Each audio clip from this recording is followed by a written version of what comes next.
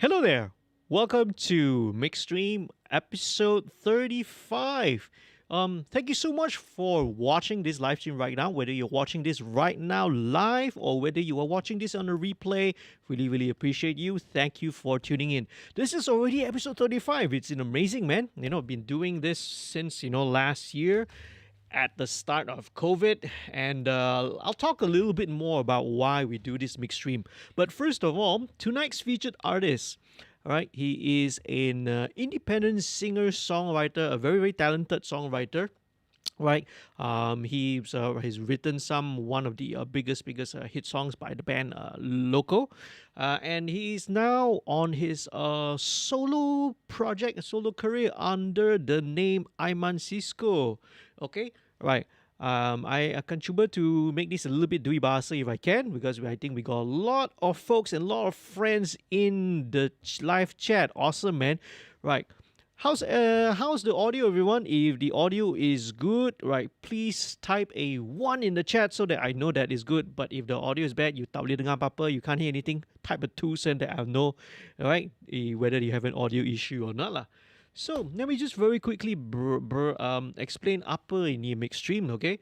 So alright, so kita selalu dengar lagu yang kita yang kita sayangi, all our favorite songs, sama ada mainstream ke independent artist. Tapi we don't know the process that goes behind the scenes dalam pembikinan lagu tu. Man, there is firstly the songwriter and the artist kena write the song, write the melody, write the lyrics. They have to buat rehearsal, then they kena buat pre-production.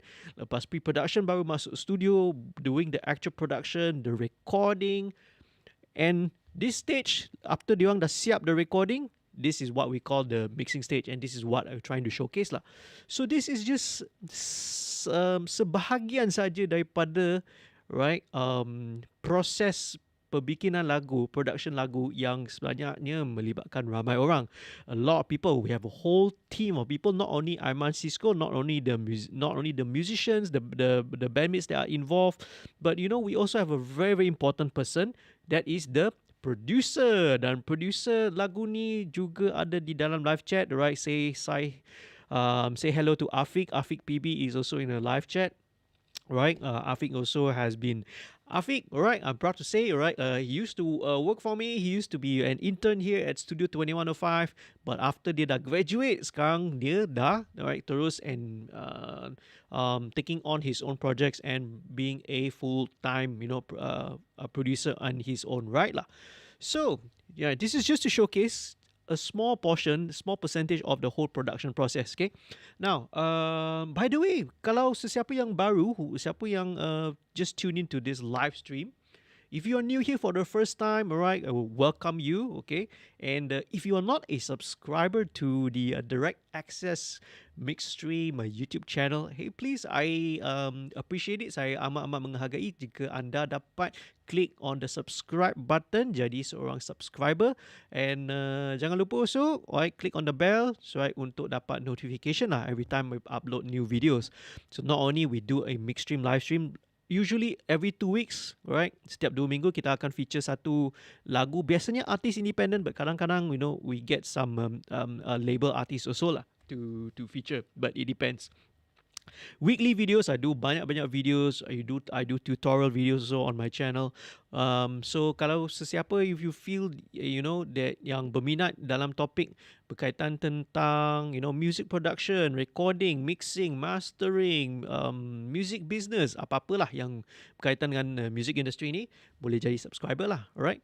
But one more cool thing about this whole community and this platform yang I'm trying to do under Direct Access MixStream is that one of the things yang memang susah sekarang bagi bands, bagi artis, right, independent, is that susah nak gig, right, susah nak buat show. Of course, now the industry dah buka balik, right, but still it is not easy, and it's also ambil risiko jugalah, right, a lot of SOPs, a lot of restrictions. Touring is also very hard, not only for the organizer, not only for the artist, but also for the venue juga. So this is one of the ways that I feel you can also support support the artist directly. And bagaimana kamu boleh support, right, independent artists, right? As right tonight, our featured artist, of course, is Aiman Cisco. Senang saja. What you can do if you want to, right, show your financial support, right, not only, right, please leave and like and you share this video lah, but you can also become a patron. So what is this patron ni? Okay, right, patron ni dia macam satu subscription. Yeah, it is like a crowd funding punya subscription basis. So actually it's a very very well known website. You can check it out. It's up here in the text that you can see kan, up somewhere up there. Right, so you go to the website www.patreon.com/studio2105. Actually, in the video description pun ada lah the link to that. So if you sign up to become a patron, the details I can explain. It's all explained up there, right? 50% of whatever your monthly pledge is, or sometimes you can also do a one-time donation. Pernah juga ada seorang fans yang sangat passionate about local music. So for one artist last year, they donated 500 ringgit. So like, wow, 500 ringgit, straight away goes to the band. Right, but what we do is we do a 50-50. So 50% of the revenue will go to the featured artist. Okay, so this is one way that you can, support the artist, and also to support my channel, to support the penghasilan content seperti live stream ni dan banyak-banyak video lah. Right, please do check it out. Okay, if you are interested in this kind of topics. Right, I punya channel ada banyak video yang I telah buat. Pun ada video featuring Afiq juga. Okay, Afiq also has guest featured on some of the videos also. So let's not waste any time. Right, I'm sure everyone is here and they want to check out the new song, right, by Aiman Cisco. So for those who have tuned in earlier just now, tune in. I still use the word tune in. That is like orang tua saja use the word old tune in, still tuning into FM radio and TV. Nowadays mana ada orang tune in lah. So the first thing that we want to do is we always, before kita start any mix, kita nak always take a big picture perspective. Kita nak, right, step back, kita nak ambil satu langkah belakang, kita nak take in the whole big picture. And how we do that is to listen to a rough mix. So this is a rough mix that was already done, right? So dalam stage rough mix ni, we do some listening, we do some critical listening, we listen to the arrangement, we listen to the parts, we listen to okay, part ni section ni masuk verse, masuk chorus, macam mana, right? Ada apa benda yang perlu highlight, ada apa benda yang any special features, any special issues. We take a look at the big picture first, then only we understand. Okay, so tak adalah, like if you are siapa-siapa yang ada buat mixing ni, you get files and then first thing you do, straight away masuk try and EQ and balance the kick drum. You can always look at things in the big picture perspective. So jom, let's dengar and we'll just do a little commentary as we go along. So here we go. Starts off with some sound effects, some pad sound effects. And immediately this is the guitar lah, the guitar lick. There's a clean guitar doing the main rhythm.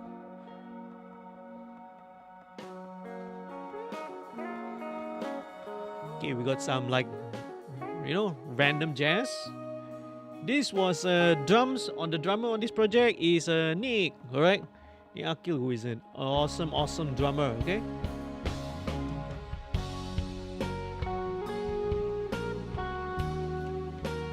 Okay, this is still the main intro with a full band coming in. There's some synth string sounds going on. Very, very chill, city pop vibes.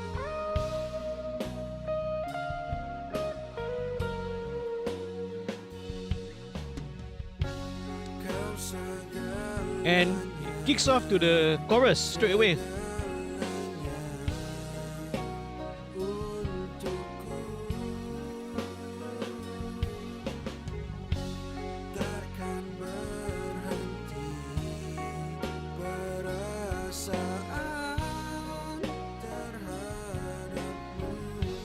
Okay, everything here is raw at the moment. Belum ada EQ, no compression. Verse. The drums is playing on the stick. And just a clean guitar. Simple.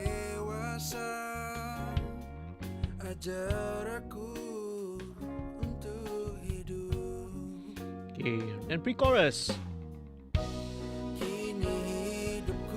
Synth masuk, right?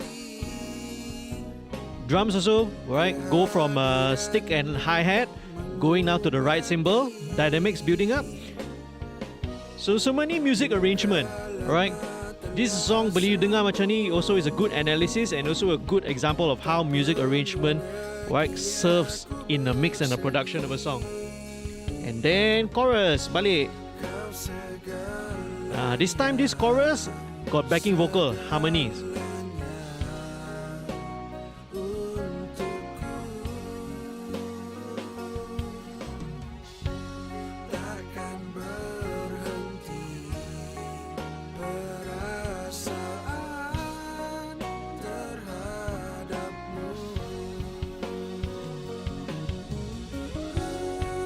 Solo.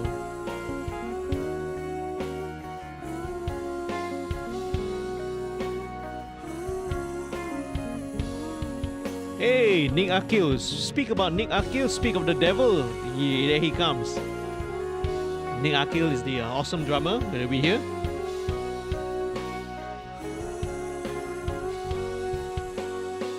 And then back to the chorus sekali lagi. Oh no, pre-chorus dulu.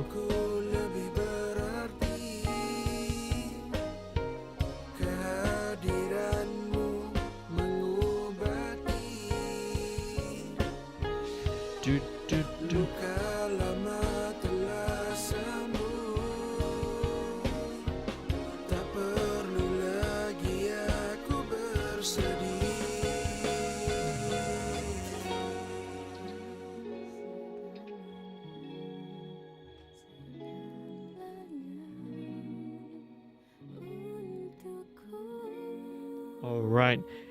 Hey, I got some notes from you guys actually. Which one is it? This one is the... Are we supposed to mute this vocal? Or we keep the lead vocal? Or we keep... Are we supposed to mute something? Which one is it? Never mind. You can sort of message that to me. WhatsApp that to me. Okay, then back to the chorus again.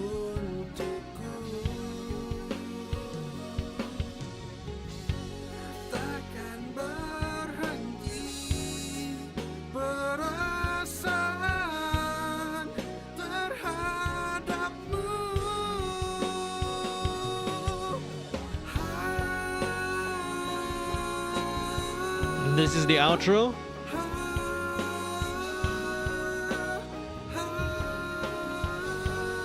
Okay, now there's actually another alternate melody.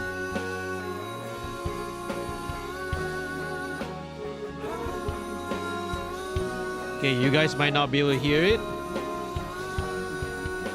This one, this groove vocal. And then also got some spoken word also.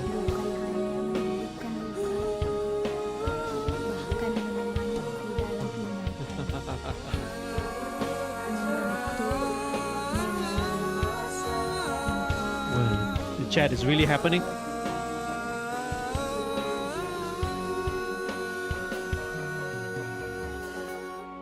Alright, okay, cool. Sweet. Okay. There we go, man. Alright. So, after putting in the rough mix, baru I get a big picture of what the whole song is about. Then only we go to all the individual tracks. So, let's not waste any time. Let's go first of all. Where do we start? Usually, my starting point, as usual, is pretty much always I'll start with the kick drum. And the reason why I am going to do that is because I want to make sure I set my initial levels correctly, okay? Right. So setting initial levels is correct. Gain staging is a very, very important principle and a concept when you talk anything related to audio, anything related to recording, mixing, right? Even when you talk about guitars and guitar pedals and all that, also gain staging is very, very important. So the reason why I want to do that, first of all, okay, is of course, yeah, when we finish the stereo mix, when I get the stereo mix, you don't want it to be, firstly, clipping. You don't want it to be distorting. Secondly, you also don't want your signal level to be too low, because later on, you right, later on when the track is being mastered, right, and the level is being brought up, you might end up bringing up some of the noise and the background noise juga. But another important thing, which a lot of folks don't really emphasize and or point out, why I want to set my initial levels and consistent levels, is that actually so that bila I duduk sini mixing here in front of the speakers, the volume that's I'm playing back is always consistent, and I'm always aiming for, right, roughly lah, lebih kurang 85 dB SPL, right, sound pressure level, when I'm sitting here at the mix position, right. That's roughly about 1 meter away from where the speakers are lah. So every time I have this consistent monitoring level, the ear hearing frequency response is also consistent. So it makes every time judging the low end, the mids, the trebles, same, consistent every time, day to day, when I sit in front of here, and I just set it at the specific volume level on my master mixer here, and I know, right, every time I mix is going to be around 85 dB. Okay, so let's go straight away. Let's start with the kick drum. So what do I do to determine the initial level? Okay, it's very easy. What I'm trying to aim for, okay, you guys might not be able to see it, but I'll show you. Okay, here's the kick drum. Okay, okay, let me turn off this snare also. All right, so let me bring this master over here. Okay, let me bring this window over here so it's easier to see. Okay, so here what I want to do is I'm setting my kick drum so that I want to get it to peak at about minus 12 dBFS. Okay, right, dBFS means decibels relative to full scale. Okay, inside digital kita measure dalam dBFS. So you can see now it's peaking at about minus 11.3, right? So maybe what I do is, let me back this off down.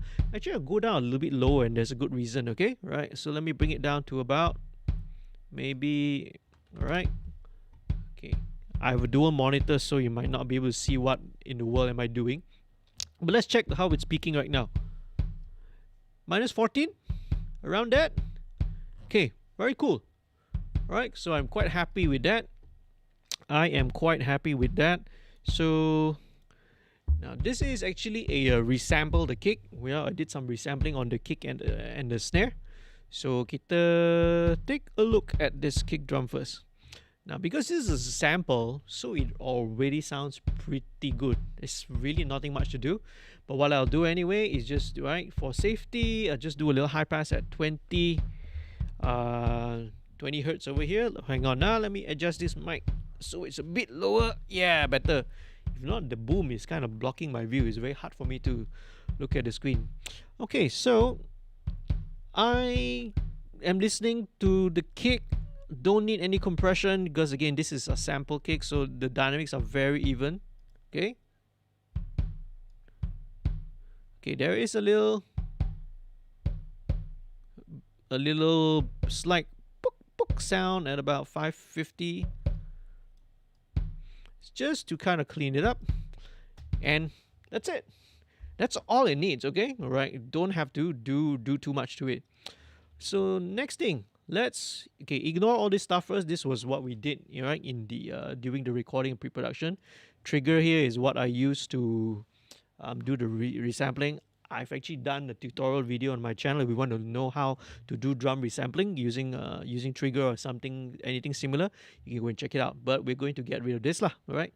So what I'm going to do is I will be loading up a couple of plugins that I'm going to be putting these on the front end of every channel, of every insert lah. Almost every lah, some, not all, okay?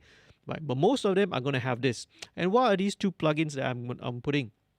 This is a tape emulation, right? So this is simulating, right? This is Slate Digital Virtual Tape Machines, and The second one I have is Virtual Mix Rack with these two plugins here. This is Virtual Channel.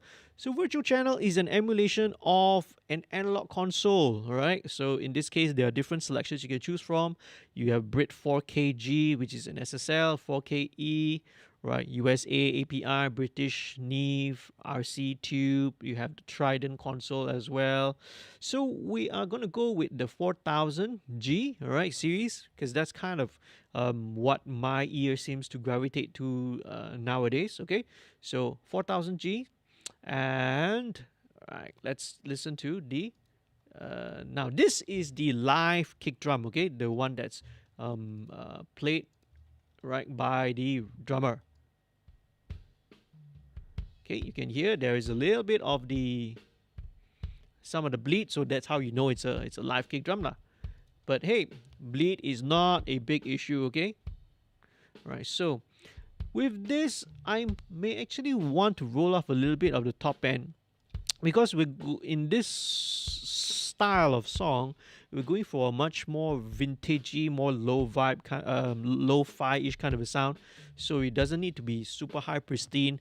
The kick drum is more felt rather than, you kind of feel it rather more than you hear the beat, right? It's not unlike you maybe a more heavier kind of a rock song where you need the attack of the kick drum. So this one, no, all right? So let's roll it off, right? Let's give it a nice warm. Okay, right, so now I could use the gate on this. In fact, maybe let's just do that. Let's just try doing that, okay? Because Slate Digital makes a very awesome, one of the best sounding drum gates out there with a feature called the debleed. And debleed, right, without going into too much detail, it used to be a process that takes... Okay, let's check it out now. First of all, right, the snare is gone.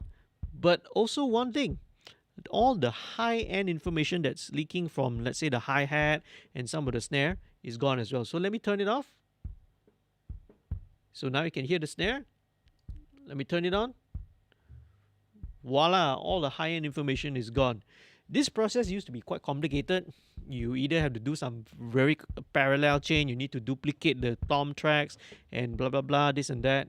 Okay, one or two snares will get through, like the loud ones, but that's perfectly fine, okay? Right, it used to be a little more complicated, but now with just this debleed function, poof, that's it, right? Super, super, super handy. Okay, so let me just EQ it a little bit more. Okay, there is a little bit of boxing. This is more of the fundamental of the snare, kind of poking through a little bit. The resonance of the snare actually. So that's about 200 hertz. So let's EQ that out. Right, so with most closed drum mics, I don't put any compression on. I'm not a fan of compression on the closed drum mics, although I will sometimes put it on, let's say, the overall drum bus lah, and I'll show that later, okay? But what I'm gonna do is I will put a limiter on this, right? And this is called a little clipper by Boss. So what this is going to do is just going to just shave off the tops of the very, very peakiest notes lah. So I go to the back of the song because that's the part where it's more active, right? Okay, so this is very subtle. It's just gonna... Okay, yeah, see, when it goes red, yeah, only those parts, it's just going to catch those peaks, that's all, right? Because we don't want... Okay, there you see a few more. Right. Okay, might back this off a little bit actually. Let's back this off a little bit. About 16.5 dB. Minus 16.5 dB threshold. Okay, and then let's listen in context and see. Okay, alright. So nice warm kind of a sound, right? To the kick drum. I might roll off a little bit more bottom end though. But top end, sorry. I might roll off a little bit more highs. Okay, maybe not too much. Maybe at about 6K. Let me check the polarity of this. Let me invert. Okay, right. Okay, cool, right? You see, when I invert the polarity, this is where, you suddenly hear, ooh, a lot more bottom end. Oh, by the way, I do recommend that you guys listen to this either on, right, a good pair of earphones or headphones, or if you have, a pair of good speakers, monitor speakers, right, lying around somewhere, right, listen to this. Definitely listen to those lah. If you are watching this only to your smartphone or a cheap pair of earphones, right? Oh man, you're not going to be able to hear all this stuff that I'm talking about. The when I invert the polarity, how the sub frequency of the kick drum comes back in, and all the the super high information. So you might not be able to enjoy this to the max lah. So there we go, kick drum, and let's double check and verify where is the master peaking. Okay, at about. Let's go to the loud part again. Yeah. Okay, kind of goes a little bit over -12. Ooh, it does peak at about -10.8, -11. Never mind, no problem. Okay, it's just one or two kicks hits that just exceed that. Not an issue. This -12 is not a target, right? It is just a recommendation that works for me on my system, the way I mix, the way I hear the things through my monitor in my room. So it could be a different thing for you, all right? You can always set a different target, whichever you feel that's appropriate. So after kick drum, I'm going to skip the snare, I'm going to skip the toms. I will move straight to the overheads because this is very important, right? To me, overheads are basically the fundamental, the building block of the whole drum sound really comes from the overheads, right? Not so much the closed mic. So I suggest, well, I mean, it depends on what you want, but I like to, after I have set my initial level, I would bring in the overheads. Okay, so throughout the song, the kick drum is pretty much going to stay there at that level already. I'm not going to move that. What I'll do is I will balance everything relative to that. Okay, so let's bring in the overheads first of all. Let's play it from here. Yeah, right, here we go. Start here.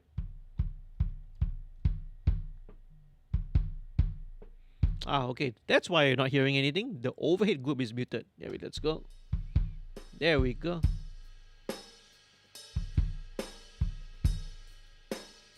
Nice. Set it to about -10. No complaints, man. Okay, let's check the polarity of this. Let's flip it.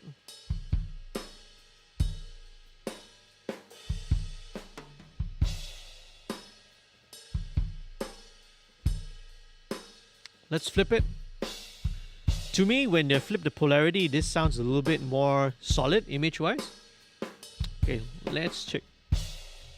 Alright, so next thing I'm going to do, I'm going to turn this on. This is the AOSIS E2 de-esser. So de-esser, usually the standard traditional use is to use for de-essing on vocals lah, right? The bunyi huruf S and all that, all the high frequency punya sound. But because it can be used in that fashion, you can also use it in many other ways as well. So what I'm going to do here, this is just going to control a little bit of the top end, the cymbal top end, okay? So I'm going to check again throughout the loudest part of the song and see how it goes. Okay, so you see every time the crash happens, right, it will kind of just duck down the top end here. Not a lot, 1-2 dB maximum, that's all, So you just don't need a lot, just a little bit of control. Okay, let's go on. Let's check the overheads one more time. Let's see. Okay, right. So I probably don't need anything below 100. Okay, now there is a little bit of that boxy ring there. That's probably coming from the cymbals, right? Here.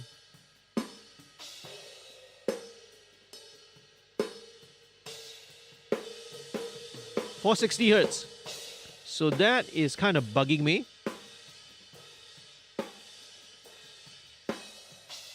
Okay, and then one more.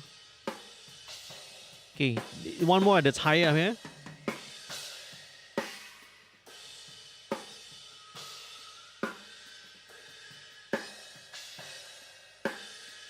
at about 1.68K, right? Just a tiny notch. And that's it. All right, super simple. All right, very simple. Okay, what I'm gonna do is a little bit next is we're still on the overheads, but something a little bit unusual. I'm gonna add reverb on the overheads. So this is never something that's ever taught to me when when I was in the audio school back then. I was like, what? You put reverb on the overheads? But this is actually a trick which I learned and picked up watching how Chris Lord Alge does it. Right. So, right, I'm going to add this reverb to the overhead microphone. So let's go into the reverb. This is Reverence, which is Steinberg. It comes with Cubase. And Reverence is a convolution reverb. What's a convolution reverb, you might be asking, okay? Convolution reverb too, it uses impulse responses, IRs. The IRs sound very familiar, right? Okay, especially if you're a guitarist or a bassist there. Always talk about the guitar amp, cabinet IR and stuff like that. But IRs have been in use, right? Impulse responses is one of the fundamental tools that's behind modeling technology. So one of the earliest users of IRs was to use it for reverbs, and convolution reverbs is where we use IRs, okay? So let's go and check out for an appropriate kind of a space for these drum sets. Probably some a intimate sounding kind of a club, maybe like a little live performance club. So let's look through some of these presets here, and let's look at right for this. So where is the one that I like to use? Okay, all right, searching. Okay, plate drumline. Let me just try this and see. Let's see how this one sounds. Ooh, that's very nice.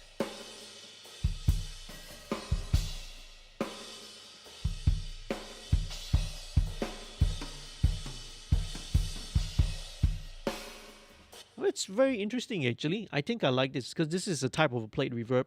But one thing that is very important, right? Your reverbs should be EQ'd, right? So this is reference. This is the effects return channel, right? So let's solo maybe just the EQ. So this is just the reverb return of the EQ, yeah, okay? So there are some annoying at about 2K, right? So this is like a little ring that the reverb is that is being accentuated by the reverb. Again, probably these are some random frequencies on the cymbals.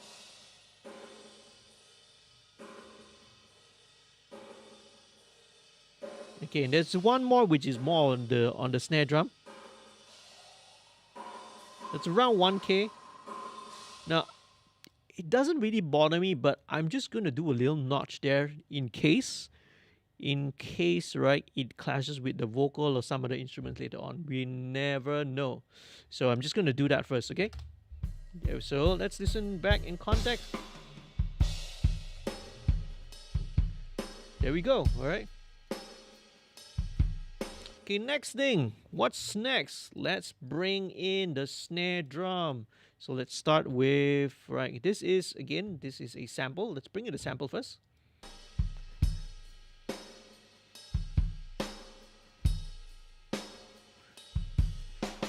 Let me, okay, flip the polarity. Oh, okay, that's so much better. See, that's all the bottom end back in, okay? Okay, let's roll off some of the top end. You don't need some of the bottom.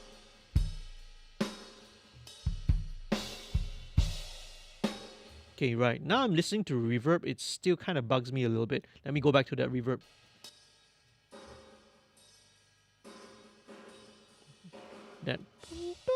That note. Okay, it is still to that 2K. Okay, now I'll go a little bit more aggressive. Let's take it down about 6 dB and a wider Q as well. Okay, right, check it out again.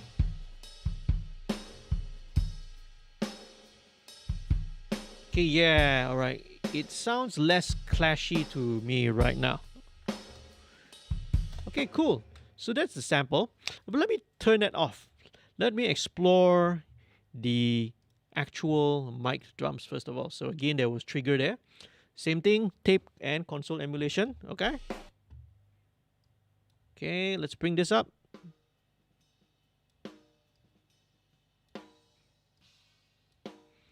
Okay. All right. So it's got a bit of this ring at about 989. I'm going to take away some of the top end.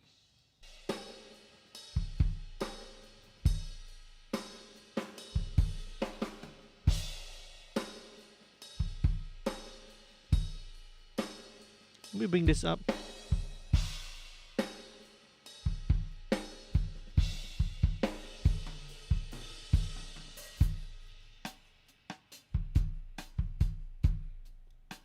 Might have to automate this a little bit, I think. Okay, hang on. I know why this sound very loud, because during the editing process, I was. Let me check this out and see. Okay, here we go.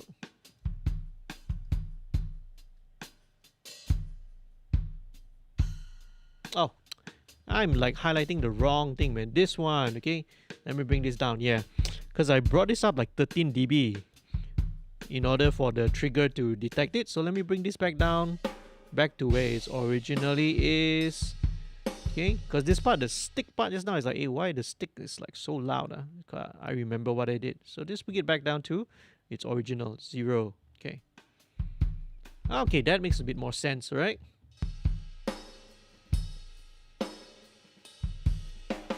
Okay, so alright, I'm just going to copy the same settings over to Snare B. Why is there a Snare A, Snare B? Snare A is the it's a dynamic mic. We use 2 mics on the snare drum, snare top. Right, there's a dynamic, and then there is a condenser. Snare B is the condenser microphone. Alright, listen to the condenser mic. You hear, bypass the EQ first. Right, it has a lot more top end and a little bit more bottom end compared to the dynamic lah. Okay, but because of that, it's also kind of a bit more sensitive with some of the ringing.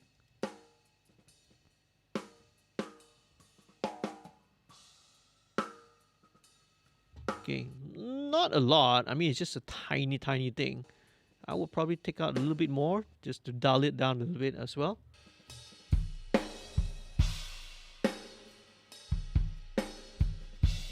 Okay. Okay, cool. There we go. Let's blend it back in with the sample.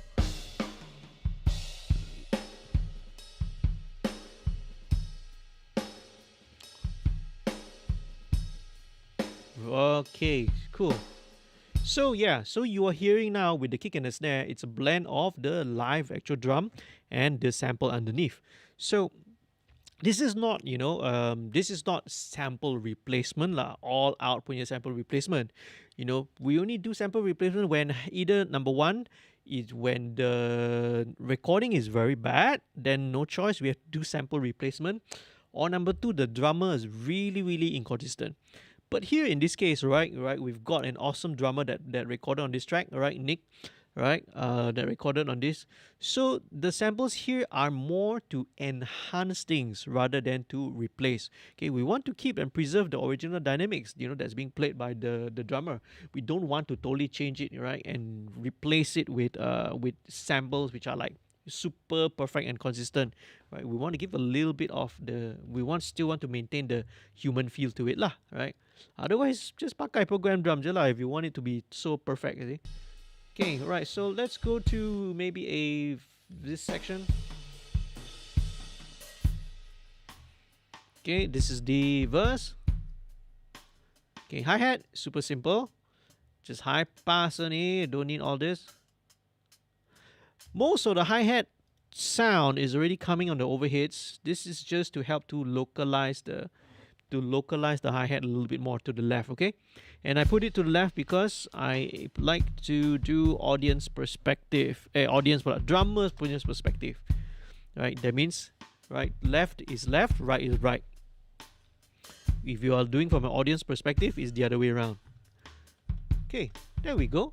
Right, so that's pretty much it. Next thing I want to bring in would be the room microphones. Okay, let's check out that solo, the room mics. Very, very cool. Okay, so these room microphones are, right, these are recorded using a Vanguard V44S, which is a stereo microphone. So it's a stereo microphone that can do XY and Blumline. It can do MS as well, recording. But if I'm not mistaken, we are running this, and you can hear we're actually running it through a compressor. I have a DBX compressor around there, and then I will run the room microphones to this, so you can see that it's slightly compressed. All right, actually not. It's quite heavy, but not super aggressive lah. Right. So what we're gonna do is, essentially, when you compress a signal, what you do is you are reducing the dynamic range. When you reduce dynamic range, whatever is softer tends to be brought up, whatever is loud tends to be brought down. So what is soft?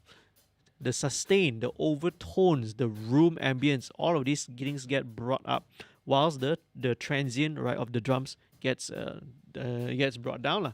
So this is exactly what's happening. Okay, now I'm going to maybe take away some of the top end and just EQ away a little bit of the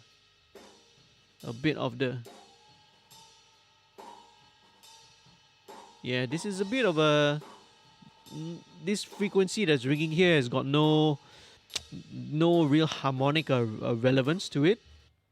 So let's blend in these room mics right now.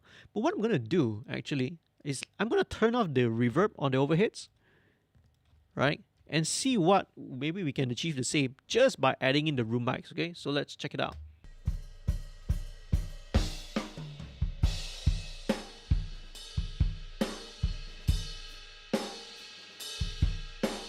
Okay, cool. It's a different flavor. It's a different flavor, not really reverb. I think we still need the reverb, actual reverb, right? But this will give a little bit of size to the drum kit. So I'm just gonna blend it in. Let me mute it. Yeah, okay. So in this one. So for these room mics, it's going to be playing more of a subtle role lah, more to just give front and back feel rather than, you know, like a heavy rock. You need that compressed kind of room sound, right? On the more heavier styles, this does not need that lah. Okay, what else do we have here? Okay, there is also this room sample that comes from all the SSD5 Steven Slate Drum 5 player. Okay, this one I'll play around with this and see. Okay, we take away some of the top end, and I know this SSD room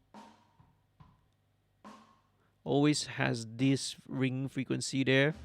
But what I'm gonna do is something that I love doing. Let's try messing around and smashing this sample room sound. I'm going to use Pulsar Smasher, right? And let's go with 100% mix first.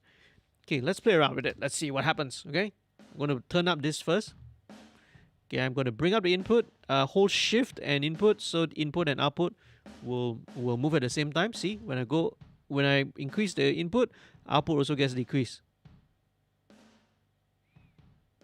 Ooh, can you hear what's happening? Okay, it is getting a bit softer.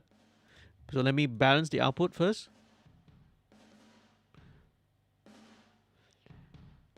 This is similar to what was going on with the room mics, but except with this one, I'm going a lot more aggressive, okay? Because the room mic one was kind of medium compression. Wow, you see, even the Even the stick comes out really nice and aggressive, okay? Okay, let me bypass this. See, this is how it sounds without. Okay, then with. See, all that energy and ambience just comes out, okay? All right. All of that. So let's try and blend this in and see. Let me mute these room mics and see maybe what this one does instead.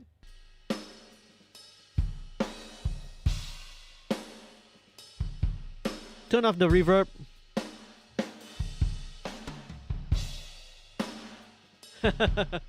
It's got a bit of a weird, almost kind of a distorted kind of a sound.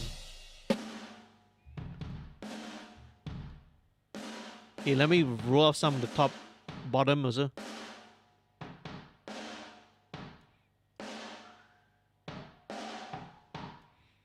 Still a lot of that frequency, so let me cut it out.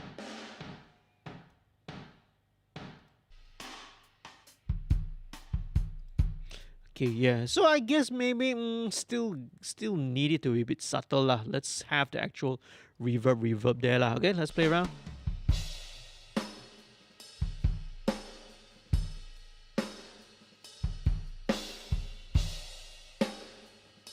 A bit. Let's bring in some of the room.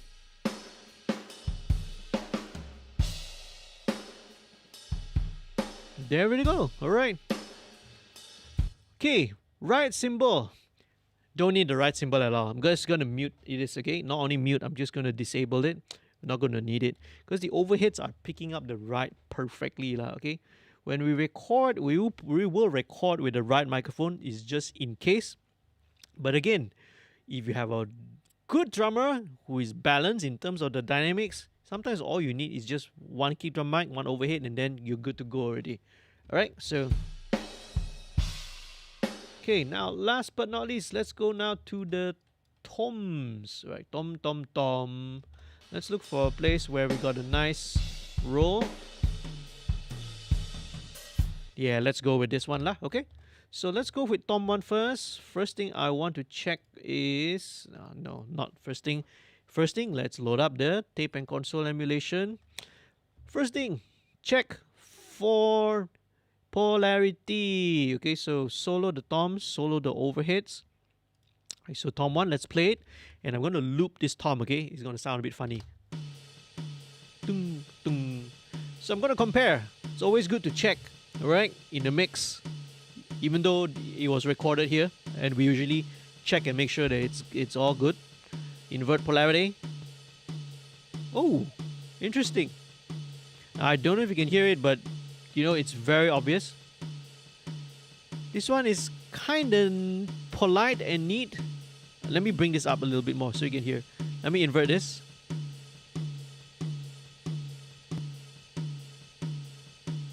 Interesting.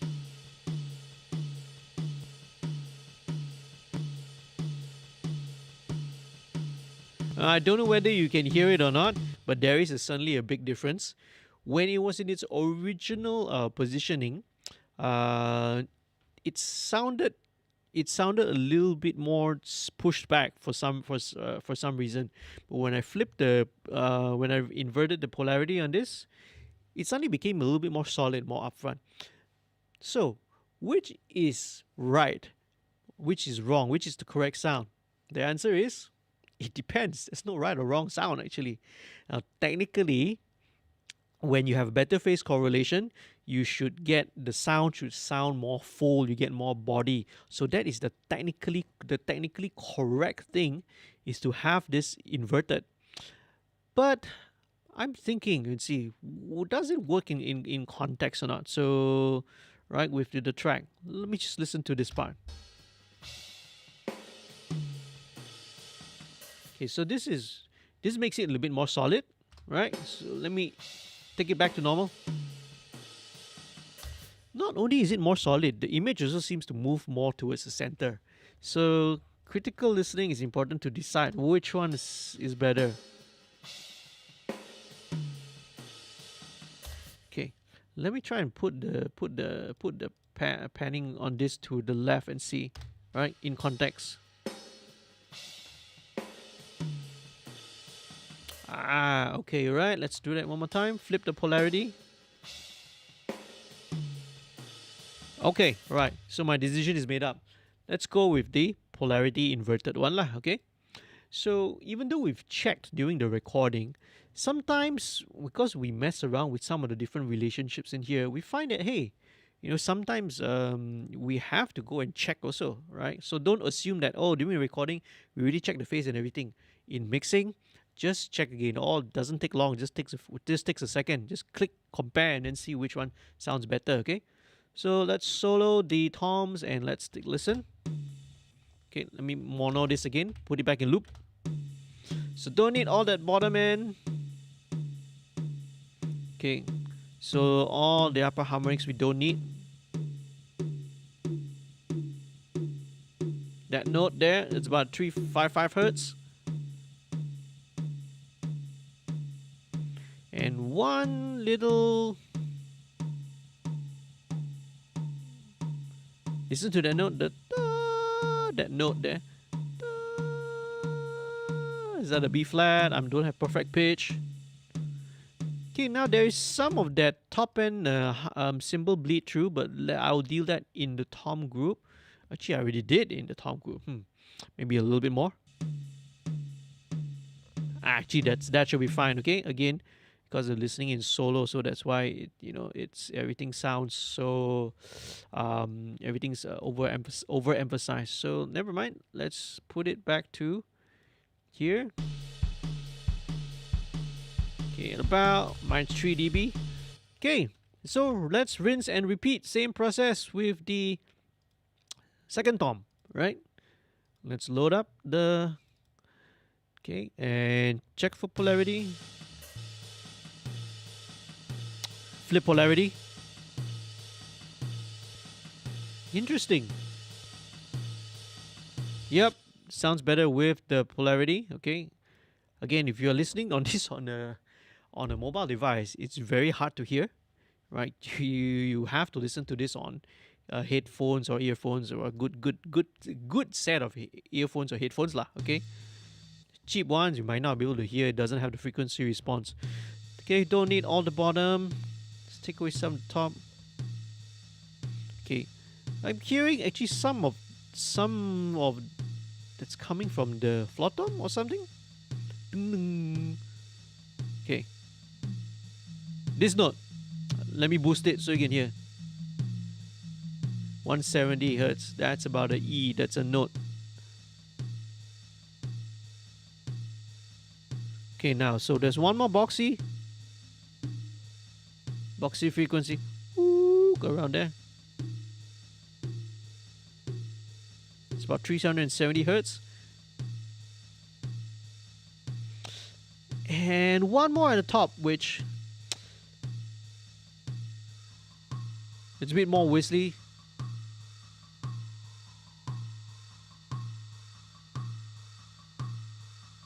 It's about 1.14K, right? So let's cut it. There we go. All right, so that's the toms. So let's pan this. Okay, right. So nice and warm-ish sounding toms lah. Okay, so let's do the same thing. Let's go with the floor tom now. This is tom 3. Same process lah, right? Nothing complicated. Dum dum dum dum dum dum. Okay, flip polarity.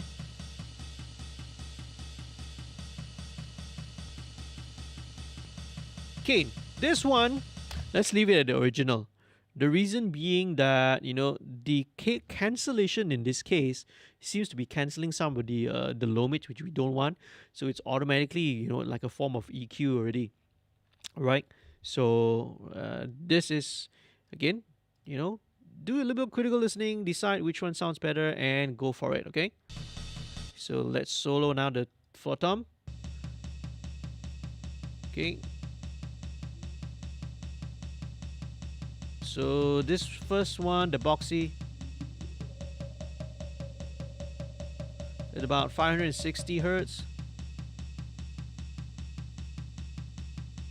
Okay, now let me contemplate. Again, I'm thinking. Okay, there's one more down.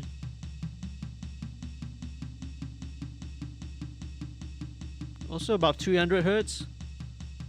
This is very subtle though. Let me bring a wider cue and see. Okay, now, so this floor tom actually has got another harmonic up here. But I think I'm going to leave it there. This is about 160 because...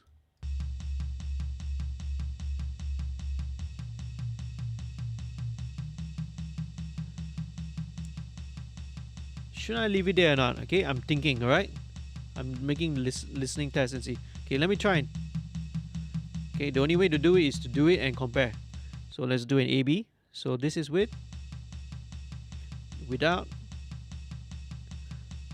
Okay, it seems to clean out a bit. Let's listen in context with the whole drum mix, okay? Let's listen. Okay, let me loop the whole drum loop, okay? Otherwise it's too short, it's very hard to judge.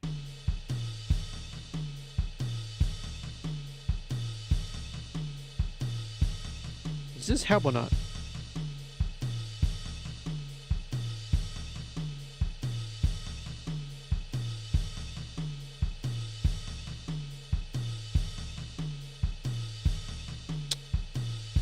Okay, it doesn't seem to make too much of a difference.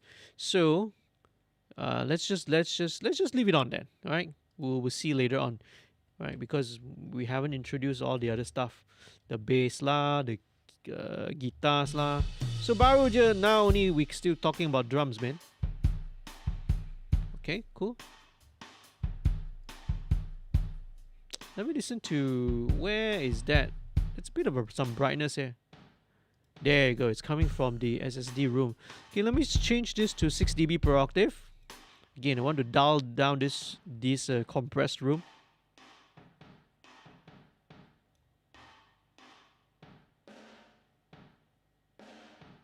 Okay, I'm hearing this.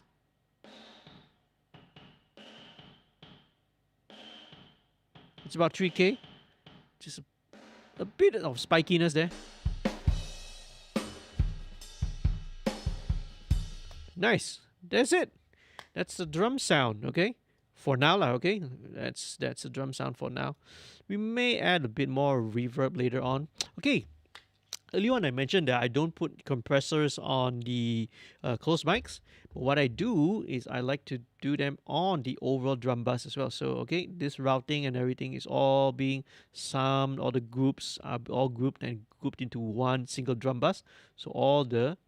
Okay, you can actually see here lah. Right, all is being grouped into tom group, snare group.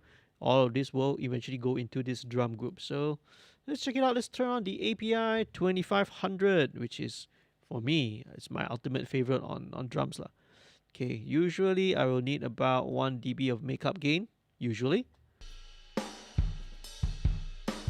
Ooh, that's very nice. Immediately off the bat. Let's bypass it.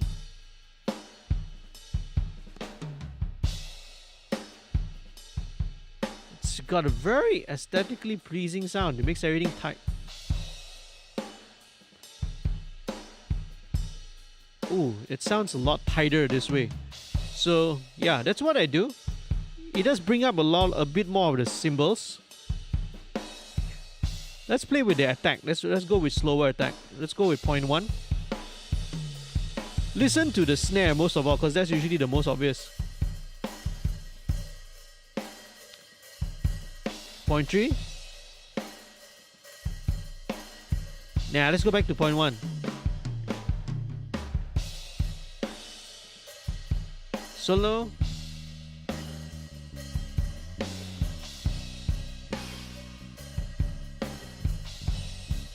Okay, even the hi-hat here sounds a little loud. Let me mute it.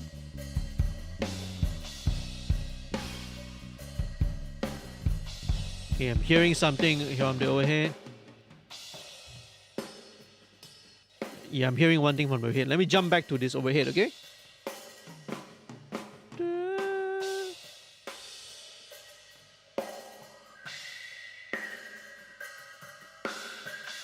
Oh, actually, it is that same frequency here, 1.65. Let's break it down a bit more.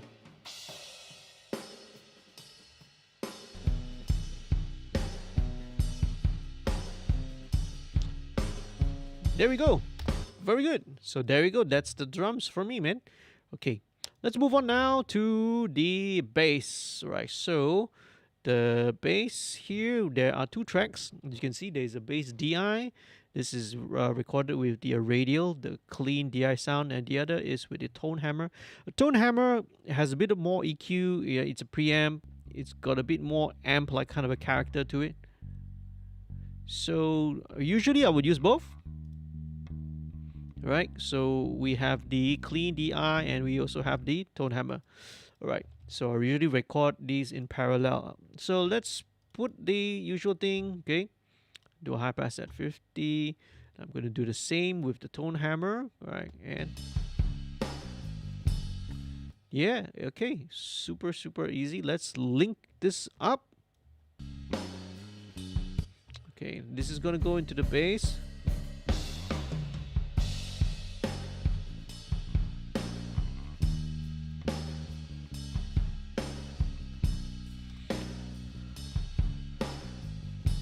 Here we go.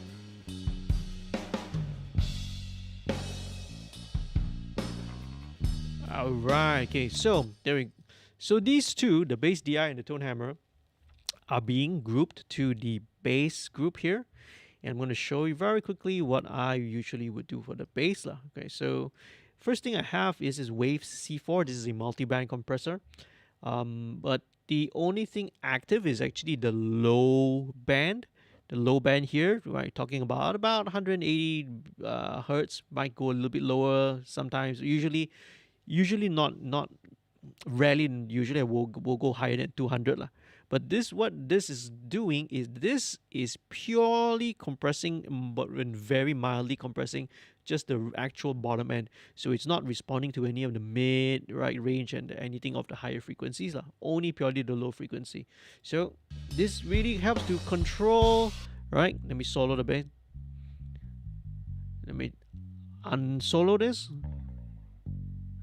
Okay, yeah, so it doesn't affect all the. It's not going to touch all the upper mids and all that. Just the bottom, right, which is usually the tricky one. Let's bring this down a little bit more to 150. Yeah, okay, I think that's better. Let's bring this threshold down. So this is just controlling the bottom end really nicely, okay? So there we go. So for EQ, do I need to use this? No, I don't think I need to. We don't need to say I don't need to clean this up so much for like like some other tracks with distortion guitars. Alright. Now let's go with the usually what I like to use on the bass is the 1176 UAD 1176. Let me turn this down for a second. Let's bring this up.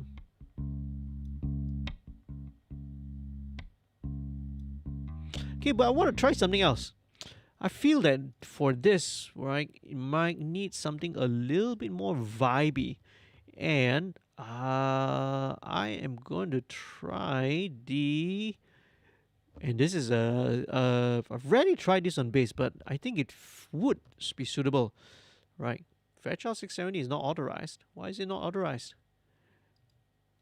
Why is it not authorized? Oh, because I have to click the legacy version. Still using the legacy version, not haven't updated to the latest user interface. So this is a Fairchild compressor.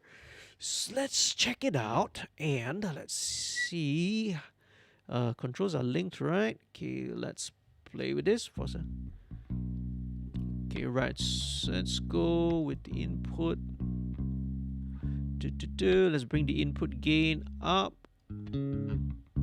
Let me bring the output down first, otherwise it might get loud.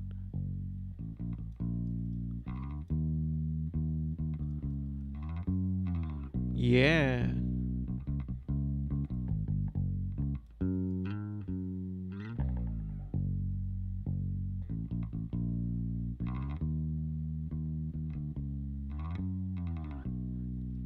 Oh, this is nice, man. This is much more vintagey, less not so aggressive. I want something a little bit more smoother, so the Fairchild really helps. Let me just bypass this and let me get some equal volume compensation going on. Okay, let me bring this output down because it's obviously louder now. Okay, so this is kind of cleanish.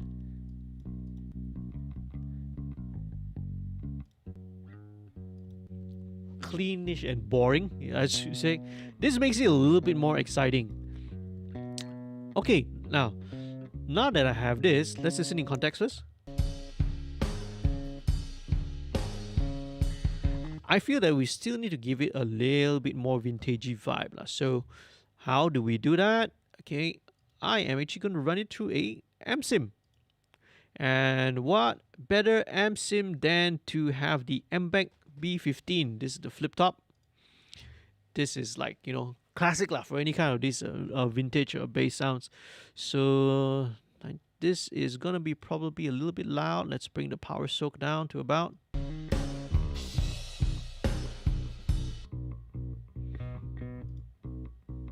Yeah.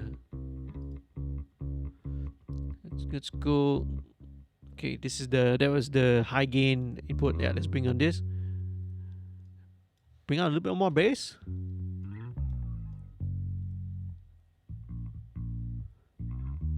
Nice and warm, rounded. Let's bring the bass up a little bit more. Okay, let's listen in context.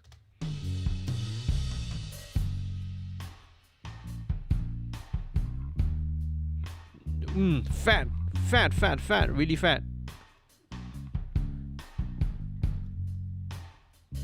Okay, let's compensate it downwards a bit.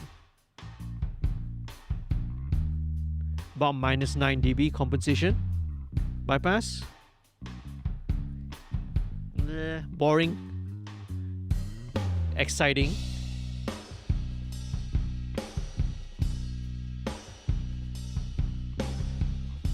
Very nice. Okay, I like this a lot. Okay, I like this a lot. All right, I'm going to add one more thing. Right, and this is Bass Rider. So Bass Rider is one of those intelligent plugins. So what I'm going to do is just set the target.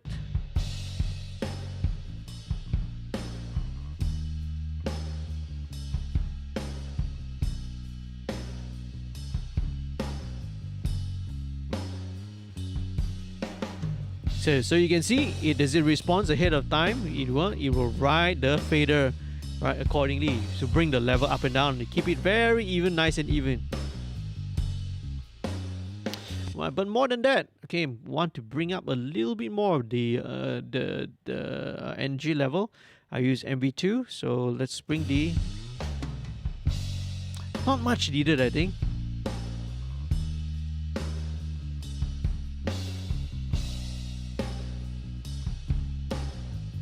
Let's compensate, bring the output down about the dB. Bypass.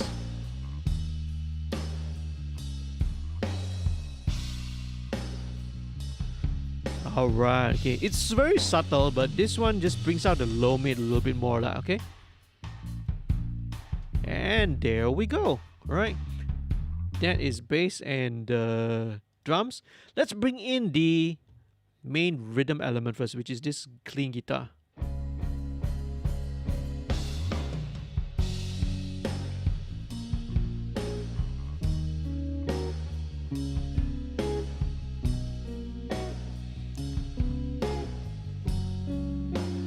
Nice warm tone.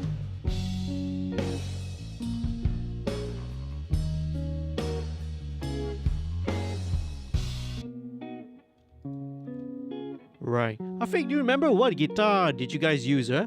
And I think this one already had the reverb and everything on, right? Because you can hear this is already recorded with the effects in it, which is great, by the way, which is fantastic, because with the reverb in it, that's what that's exactly how we want to capture the sound, you see.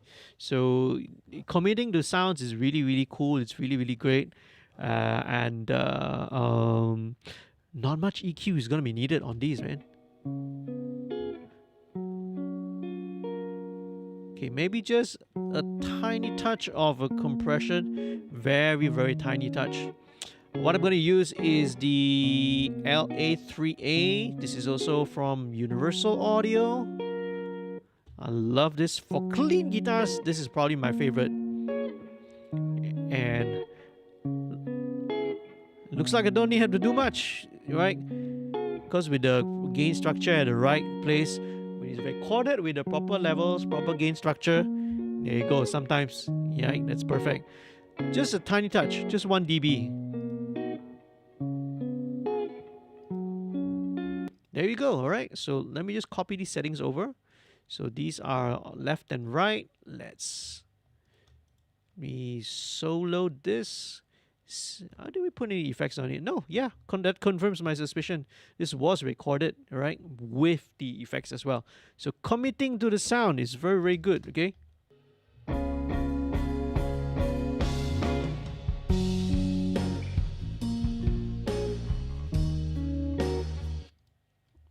Okay, there is one thing that kind of might bug me a little bit. It's not a big deal. There's just one little note that maybe just an EQ will do. That note at about 580. So some notes, that particular frequency just pops out. That's better. That's better.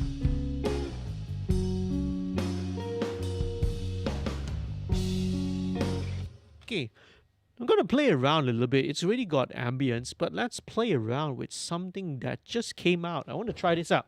First time trying new plugin, all right?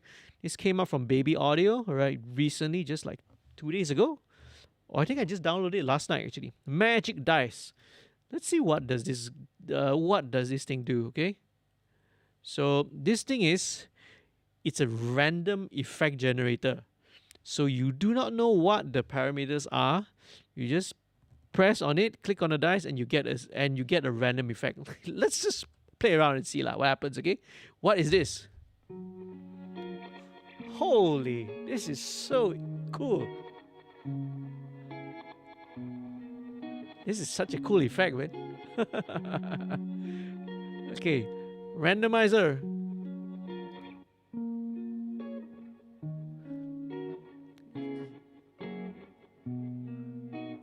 It's got some like reverse delays on it, man.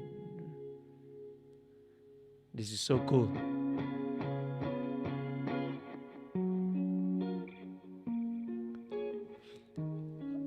But the thing is, this is a randomizer. You know, if I press it, then after that it will be a different sound already. This is so sneaky, man. This is such a fun plugin to play with. This is more like a slapback thing. It's even got a bit of a distortion inside the reverb. This is a normal, regular kind of a tape ping pong delay. For this, like an 8th note.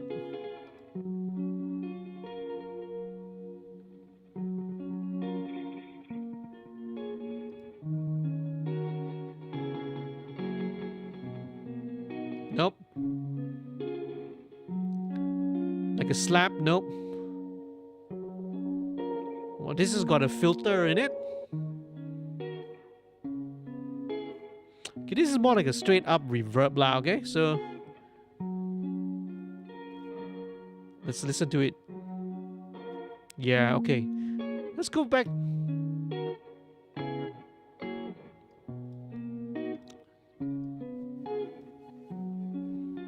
Yeah, again, it's got this bit crusher, bit distortion, bit distorted, the reverb happening.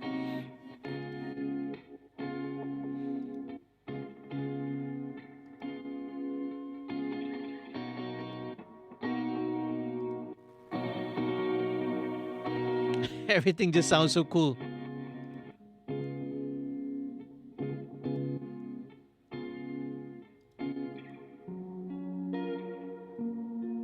Okay, yeah, this is nice. This is really nice and lush.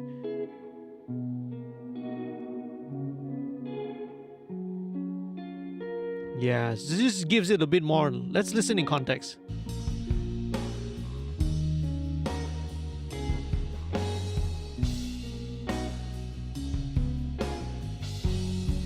Yeah, okay, this is cool.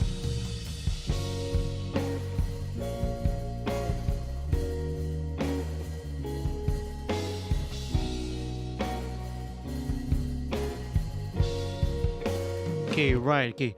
I'm so tempted to add EQ to this to brighten things up, but I know that this is not the kind of the reference or the style that we're going for. So yeah, this is really something cool and something different, man. So there we go.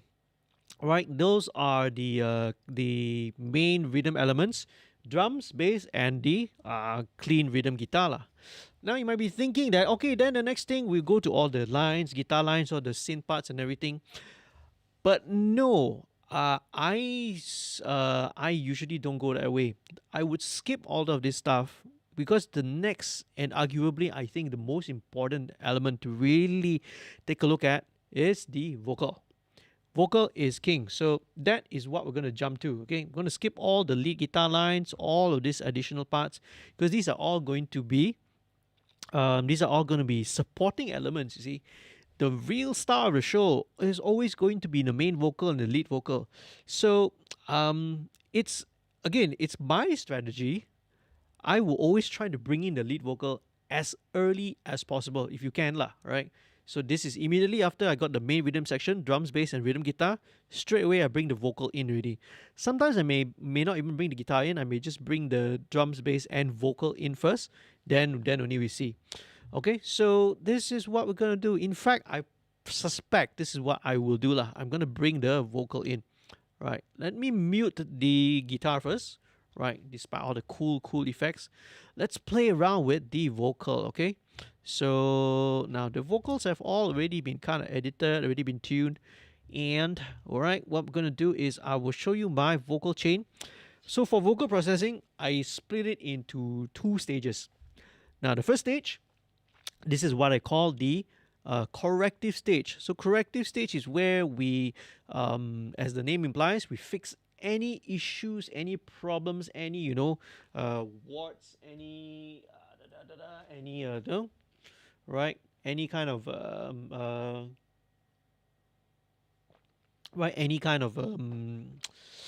ugly, unwanted parts lah, right? So that's what we will leave it, okay? So we try and clean up all this stuff first. So let's just start. Basic thing we want to do a little bit of basic housekeeping with the vocals, right? Take out all the bottom end, right? That we do not need. Let's go to the where's the verse? There we go. Okay, 12 dB per oct. We don't really need anything below. Let's see how high can I go. It's obviously too high.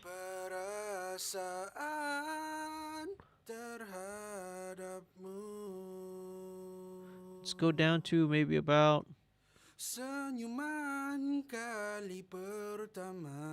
Okay, cool. Right.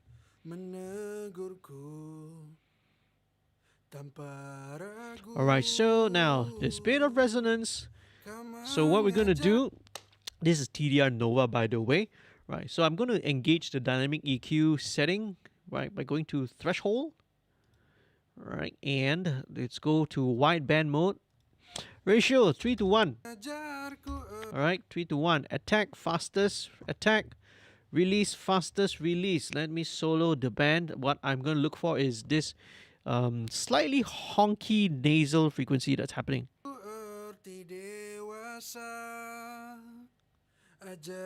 This one. Okay, I've soloed this band.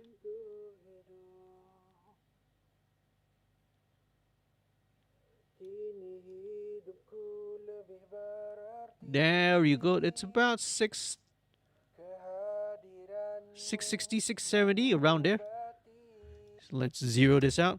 So let's take it out of solo. So what we're going to do, this is going to be a dynamic EQ, is going to react dynamically to that.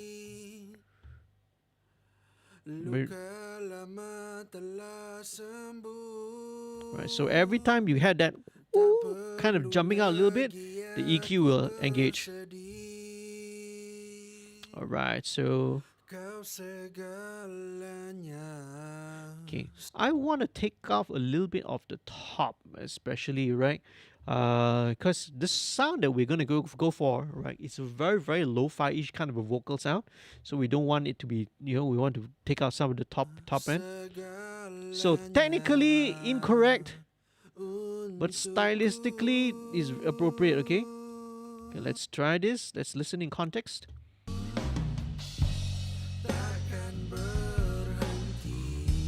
Let's turn off the BVs first. We don't need to there.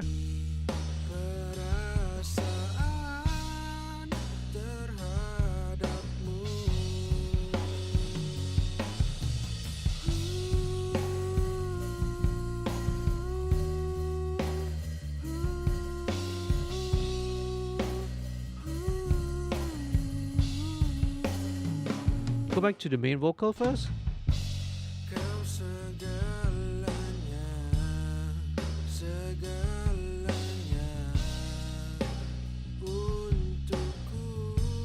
Alright, okay, cool. Let's turn on the other stuff first. Let's go with the tape machine, same thing, virtual mix rack. Now the only thing different inside here, instead of the FG73, I put the Hollywood Virtual Tube Collection. For vocals, I would like to add a little bit of tubey vibe goodness to it. And I'm also going to run this vocal through parallel processing. So this is an FG Stress. This is the model of the distressor. This is set to the opto mode, right? Optical, opto, and set to nuke, which is like limiter. So this is going to be in a parallel processing on this vocal. So I usually start about 50-50, but let's see how it goes. I may go lower, right? Seldom I'll go more than 50 though. Ooh.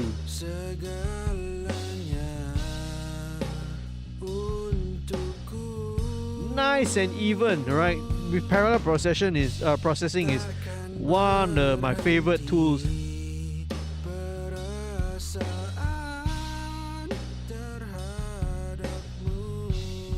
Very cool.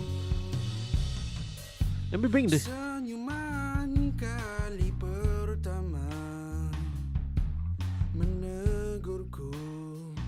Let's bring it down to about 30%.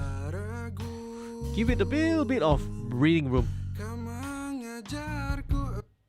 Okay, so there you go.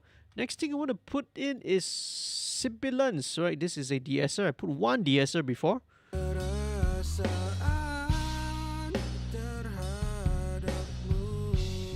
But it's not really a big issue, right? The vocals here are not super sibilant, so that is okay. That's fine.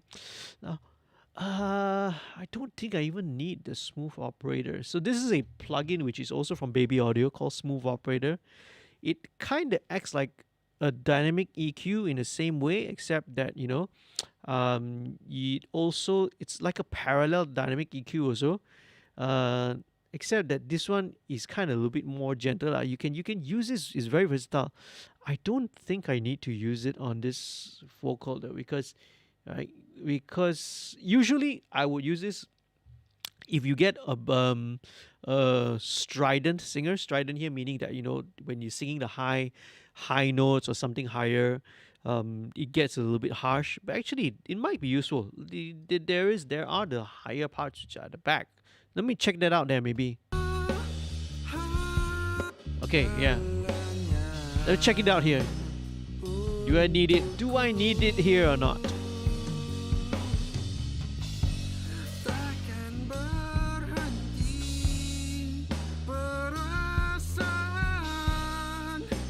Maybe just a tiny bit, okay? So let me solo this. Let's solo this frequency.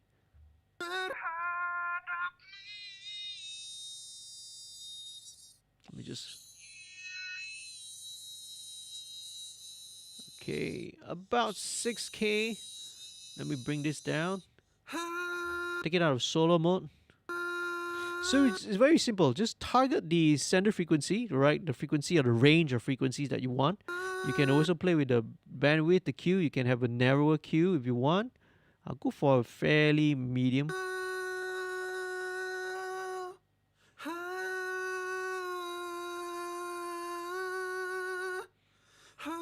Okay, then you can see, let me maybe resize the GUI so that you guys can see it a little bit more clearer.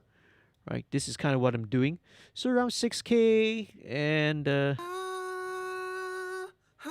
you can see this little thing as it kind of acts a little bit on this range. Around the fundamental, it also does a little bit lah. But basically wherever, you know, that a bit of that harshness comes out at 6K, it will just tuck it in a little.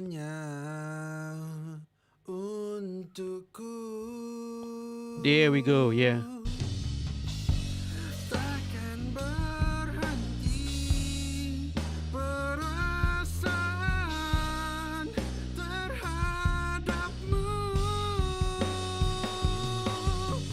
Alright, okay. So that is probably the loudest and the most aggressive, strident part of the vocal. I may need to deal with it later, but we'll see how. Okay, let's see whether it annoys me or not. All right, now so that's the corrective side of processing. Now I'm going to go into the creative side of things, and I'll show you very quickly. This is a trick which I do on almost all my mixes. This is called a vocal thickening trick. Okay, right. Oh, did I miss this out? Looks like I don't really need it. Do I need it? Let me just put this here.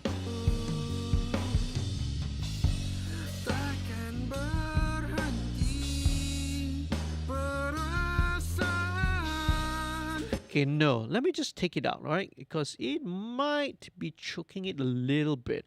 And in fact, I feel that maybe, let me back this off a little bit more as well. So 25%. Okay, yeah. Bear in mind when we recorded the vocals, right? We also ran through, right, my main processing chain. Don't know whether you can see it down here or not, right? We also ran it through a little bit of compression as well, all right? So when we recorded it, the vocal was recorded with some compression already. So bear in mind, so that's why maybe I need a little bit less of that parallel processing lah. So where was I? Okay, yeah, creative. Now we're going to go into the creative side. So this trick, as I mentioned, is called the vocal thickening trick. And this is just going to make, as the name implies, make the vocal a little bit bigger sounding, a little bit wider. And how I would do it is by, I'm going to route this to a plugin, an effects plugin called Doubler. Now there are many ways of doing it. You can also use some chorus, you can use delays, you can use a combination of pitch shift, but Doubler is cool because it does everything in one single plugin lah. Right, pitch correction, modulation, and a bit of a delay. Okay, so this is actually the default setting, right? The default setting, and take a note, right? So it's generating two voices, right? One fully pan all the way to the left, the other one hard right. And what you want to pay attention to is this detune value here. You've got a +3 on voice 1, -3 on voice 2. So one is +3 cents, one is -3 cents, okay? So I'm running the vocal to this. Let's solo it and then you hear how it sounds.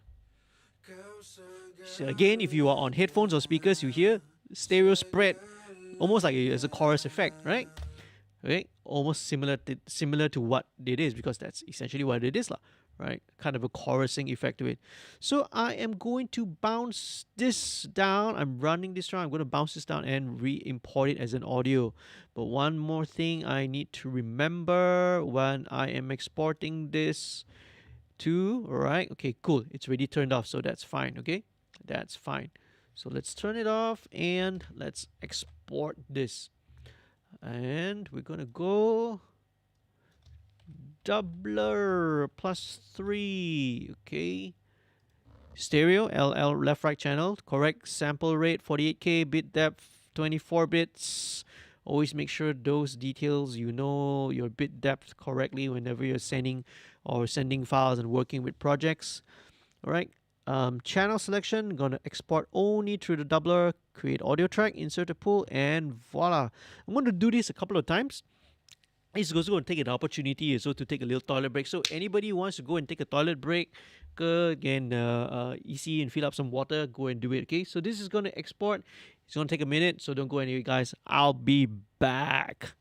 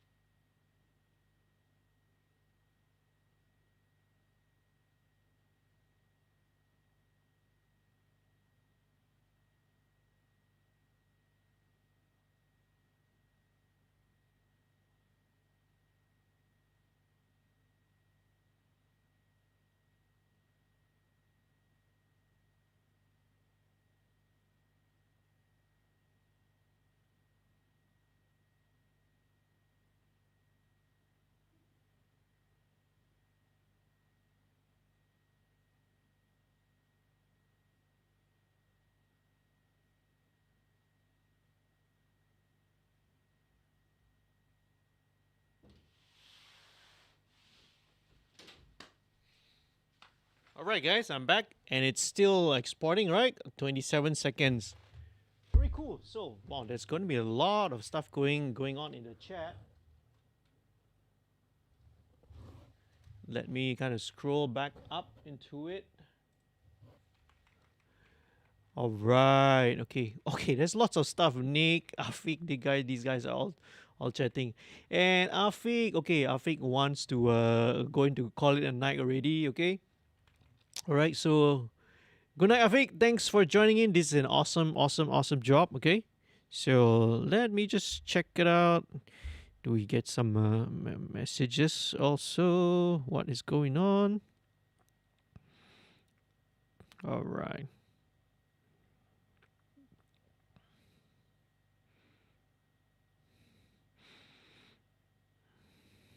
Okay, cool. Checking on anything important? No, nothing much. Okay, we should be able to get down to work in a second. All right, there. So that is done. So that's the first instance that has been exported. So let's do it 3 more times. Okay, so the second time, let's bring it down to -6 and +9. Okay, so gradually increase the amount of detune. Right. Now, if you notice, I have now inverted the positive and negative detune values. So before that, it was left positive, right negative. Now I'm switching it. So it's left negative and right positive. Reason for doing that, very simple. If you were to just kind of keep everything sharp on one side and flat on one side, that's what it's going to end up. Your vocal is going to sound sharp on one side and flat on the other, which will sound really weird. So just alternating the plus minus values will kind of even and balance everything out. That is the objective, okay? All right, let's see. Right, what else is going in? Nik Aqil says, I thought cash is king. Cash is king, blah. No. Right? Vocal is king. But then again, that's where the money is, so to speak. Whew, thank you so much, right? For you, everyone who's still watching this, right? If you're not a subscriber yet, please do get on, click down the subscribe button. That'd be really cool. And hey, once again, if you want to support the artist, please go and check out the Patreon page, www.patreon.com/studio2105, right? Because 50% of whatever you pledge, either you want to do a one-off one-off contribution, or whether you want to sign up for more of a monthly subscription plan, that also cool as well. Okay, either way lah, your help is on be always appreciated. So okay, we are back here and we are exporting the second one now. Minum teh kejap. Let me see what else is going on here. Okay, everything looks cool. Nothing unusual. Some letters from Chandana. What is going on? Learn the gambus.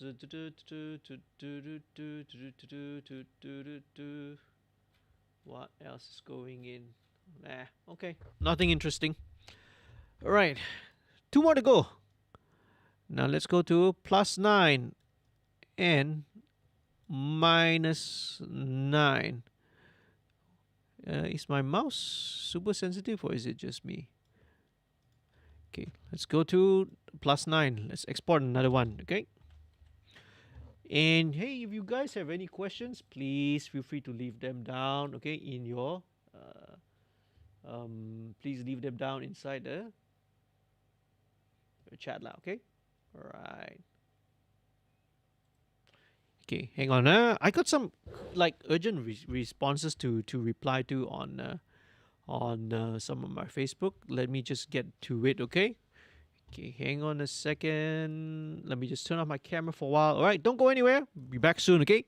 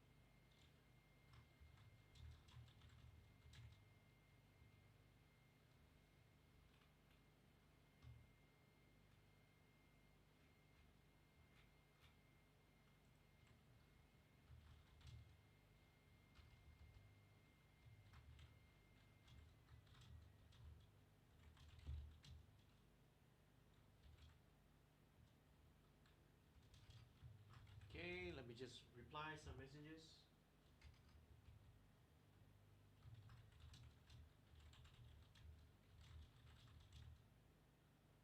No, the video is not part of our.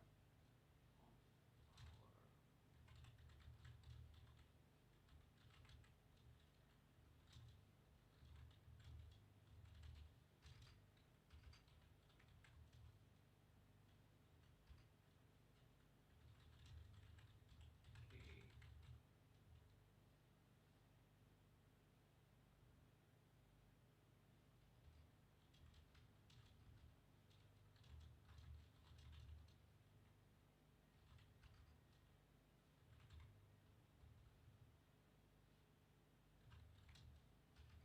All right. So that is the third one's done, right? Let's go to the fourth one now.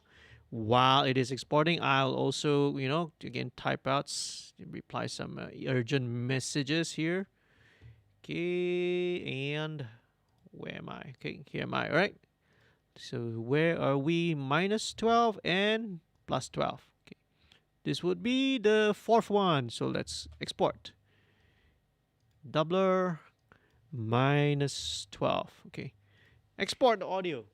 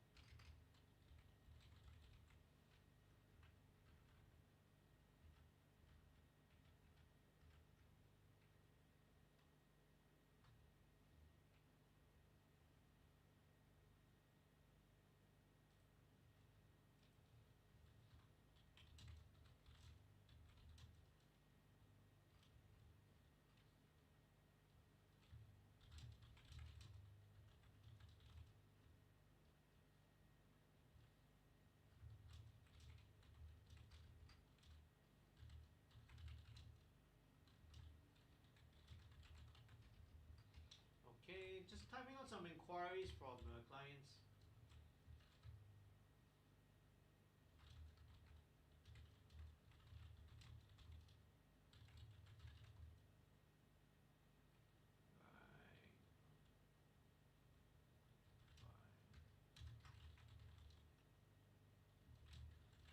Okay, voice call. It is now bouncing. 35 seconds to go. Let's see. Let's go back to. All right. Rusty Boy, Reze, he said, I would love to hear how I add Daniel, vocalist, mix his vocal. Who is what's that? Would love to hear how I Daniel, vocalist, mix his vocal. Who's I Daniel? Yeah, I might not know who that is. Okay, I am bordering into a a boomer generation of who that is. And there we go. Okay, this is done.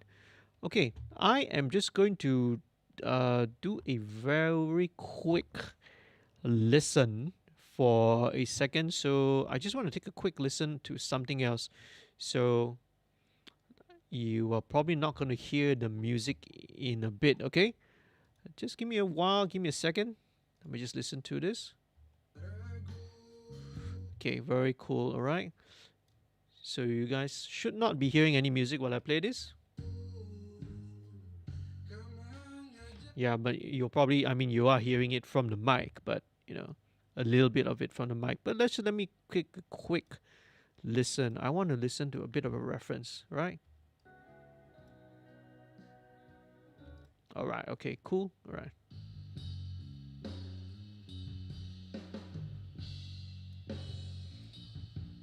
Okay, I probably want to reduce the reverb a little bit, okay?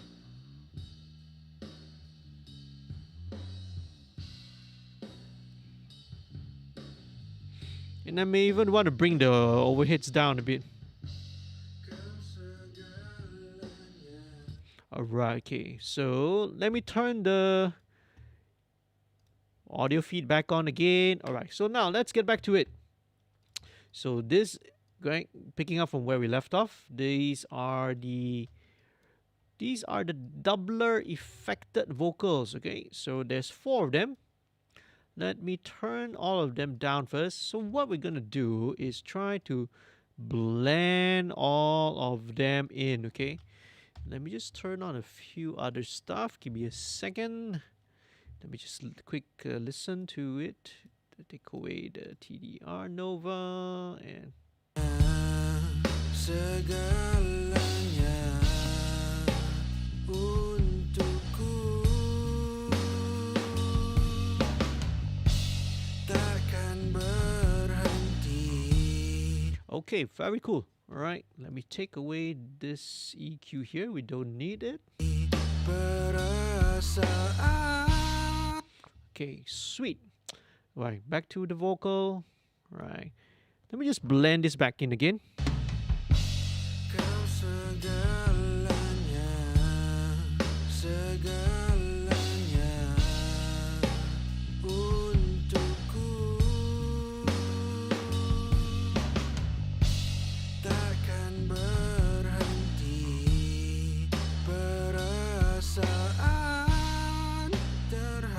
Okay, just bring the overheads a little bit down.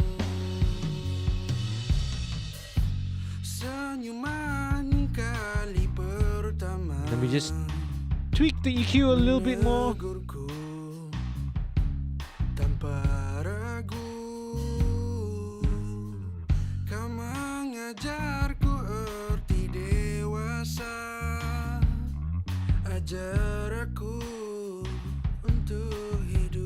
Alright, okay. Mixing is not a linear process. So sometimes, if something that you worked on beforehand, bugs me, or bugs you, like by all means, go back and deal with it, tweak with it. Everything affects everything. So every time you pull up something, you change something. Sometimes it affects the relationship of what you already set nicely earlier already. So mixing is always this super fun balancing game of balancing game of making decisions, making multiple decisions, listening and hearing what the effects, what the consequences are, compensating for this, adjusting it back, right, and then finding what works best in context of the song lah.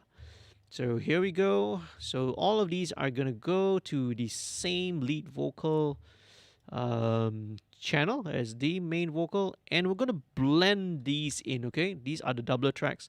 Once again, let me solo this for you quickly so you can listen to it. This is how it sounds like. Chorus, wide stereo and everything, but we're gonna just blend a little bit into the main vocal. Okay.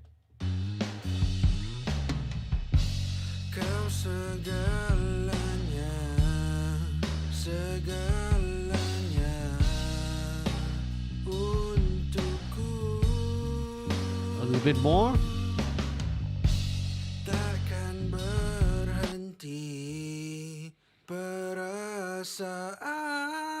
So very subtle, a very subtle amount of widening, a little subtle amount of modulation, right, that's happening because these are all pitch shifted, these are all slightly time delayed also, you see. So there we go. Let's link these together. Let's link all of them together, and okay, let's go on to the next stage of the creative vocal processing lah. So right, we've done all the corrective stuff. Well, we did the vocal thickening trick to make the vocals thicker. Now let's go a little bit more on the creative side again. So I want to switch this over to a LA2. Again, going for something a little bit more vintagey, not so aggressive. So I'm gonna allow a little bit of compression on this vocal.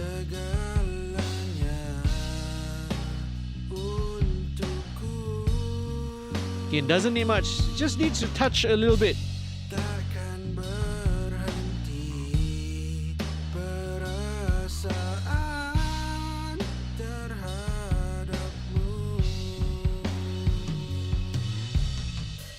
Okay, right. I think I want to go back to the bass again.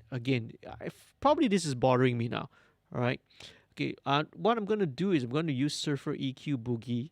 Right. So I'm going to show you what this does. Okay. So this is an intelligent EQ that can track the fundamental frequency. So I'm going to try and get one of these overtones on the bass, because it is kind of, there you go. This is like the third overtone, right? The second harmonic, which is the third overtone, which is like which is a fifth above, right? So it's kind of interfering with the vocal now. So I'm gonna and identify this and turn this down. So it cleans up that little bit of that bottom mud.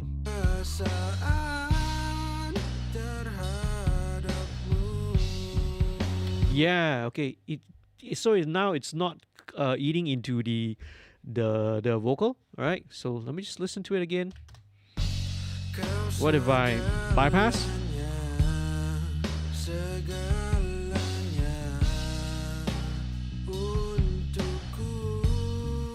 Yeah, it feels like it gives, it doesn't eat into the lower range register of the vocal now. So there you go. Set. Don't forget, go back and work on stuff. So where were we? Okay, we were at the LA2A, right? And lead vocal. So this is now back in the group. So I'm going to turn on this pull tech here. And might just roll off a little bit of attenuation.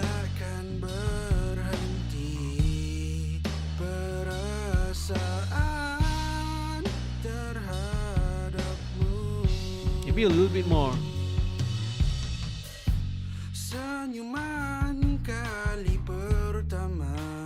Okay, don't really need a lot of de-essing here, which is really, really good. It's not a too sibilant. But what I will engage is vocal rider. So early on you saw bass rider. So this is vocal rider, the equivalent that's kind of tuned to be more sensitive towards vocal content. So again, same thing. We set a target, right? A target value where we want the vocal to sort of hover around there, to live around that. level, and just set the range a little bit wider and let it do its magic. Okay. Kau segalanya, segalanya untukku. Takkan berhenti. So you see, it immediately does its work. Perasaan terhadapmu. Senyuman kali pertama menegurku tanpa ragu. There you go. So this is even, nice and even. Mengajarku erti dewasa. So this is now where we can get a little bit more creative with the effects. So now let's add a little bit of effects. First thing I want to do is I want to give I want to give it a little bit more of space as if it is inside a nice room. And what I do is I use Super Tap. Super Tap is actually a delay, but what it's going to do is just having a single reflection lah. All right. Right, so there's no feedback on this delay because we don't want repeated delay throws. We only want one single delay coming back. And the important thing is that the in this EQ section, this is all low pass, so above 1.5K. So all the high mids and the highs are rolled off. We want it to sound as if it's like inside a nice sounding room. All right, so let's listen to how it goes. All right, I'm going to bring this. You should be able to hear it. Yeah. Yeah, a little bit of a roomy sound. So let's just bring it in where it will just have a little. So just a little bit of it. Okay, cool. Now, so I hear something again, and I want to sort of deal with it right away. And this is again right gonna go based on the reference that that Aiman gave me. Want to go for again something a little bit more lo-fi-ish on the vocal, so I'm going to use this. This is VX Refinement. This is another harshness control plugin. So this is just gonna. Alright, this will shave off some of the harder frequencies. Okay, but this one of course sounds like it's like you're wearing a face mask. So this is kind of good level. Let's put a bit of dynamics in it so it modulates. Kau segalanya, segalanya untukku. Takkan berhenti perasaan. Let's bring this down. So only on like the loudest, the Senyuman kali pertama. Yeah, only on the loudest bits it will kind of they will tuck in. Tanpa ragu. Sounds like a bit too much though. Okay, let's go with oscillator instead. Mengajarku erti dewasa. Ajar aku untuk hidup. Okay, oscillators, nah, the oscillator is gonna make it weird. Kini hidupku lebih berarti. Okay, this will work fine. Okay, just to shave off a little bit of that bright top end. Kehadiranmu mengobati. Okay, now time to give it a little bit more of that vibe. Gonna put a mono delay first.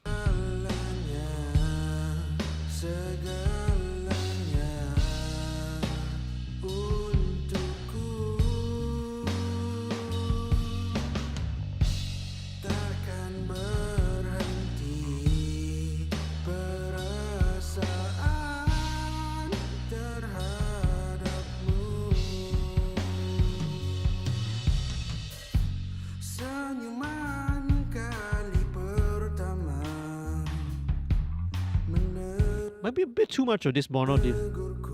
Okay, let me put the ducking on it. So tanpa ragu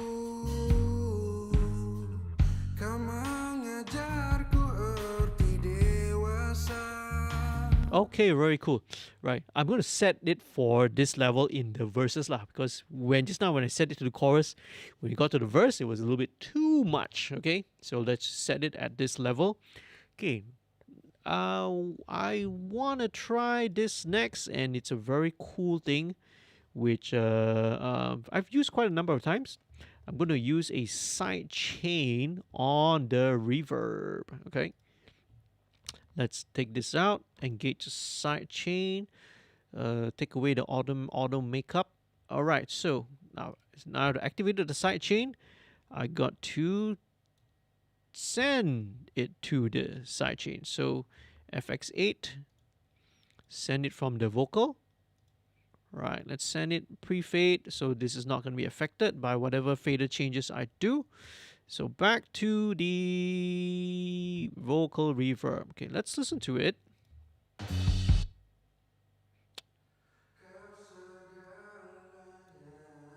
Okay, very cool. So this is the reverb return.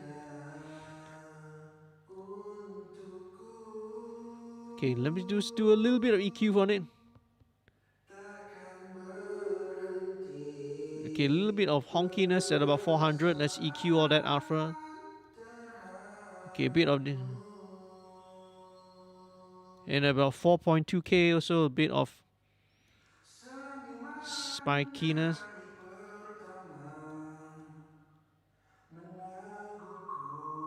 And about 1.1K or so, a bit of honkiness there.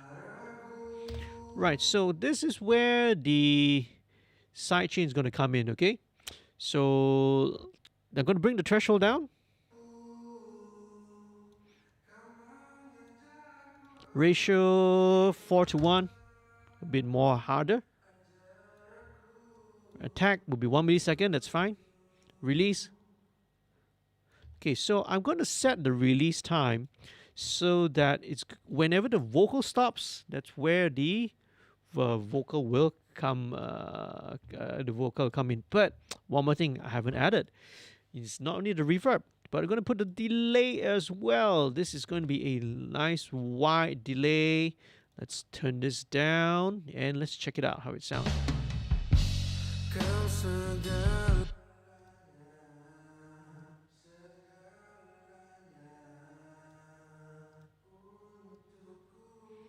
Very interesting, kind of a very ghostly kind of a sound. Okay, now let me bring up the vocal bus as well.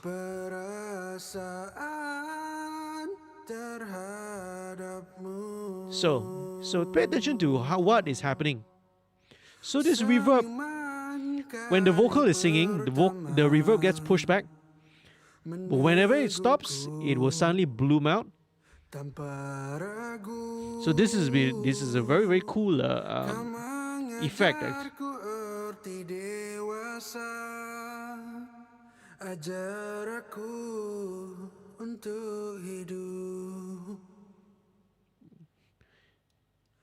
Kini hidupku lebih berarti. So about 200 milliseconds we release. Okay, let's solo it. Let's come out of solo.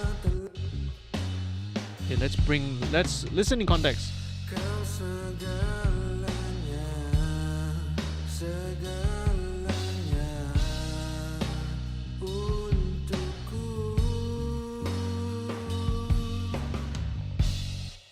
Okay, the snare might be poking out a little bit too much. Let me EQ that.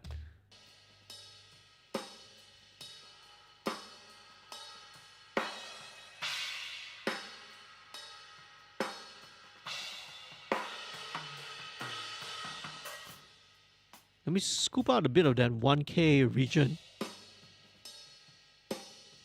Let's make it a bit more. Yeah, that's better.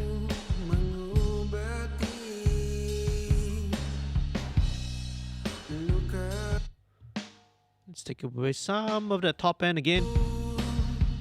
Tak perlu lagi aku bersedih. Kau segalanya, segalanya untukku. Let's time to bring in the guitars.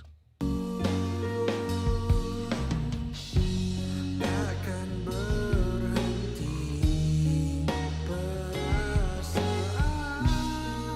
terhadapmu. Ah, okay. Yeah, so sort of makes sense right now.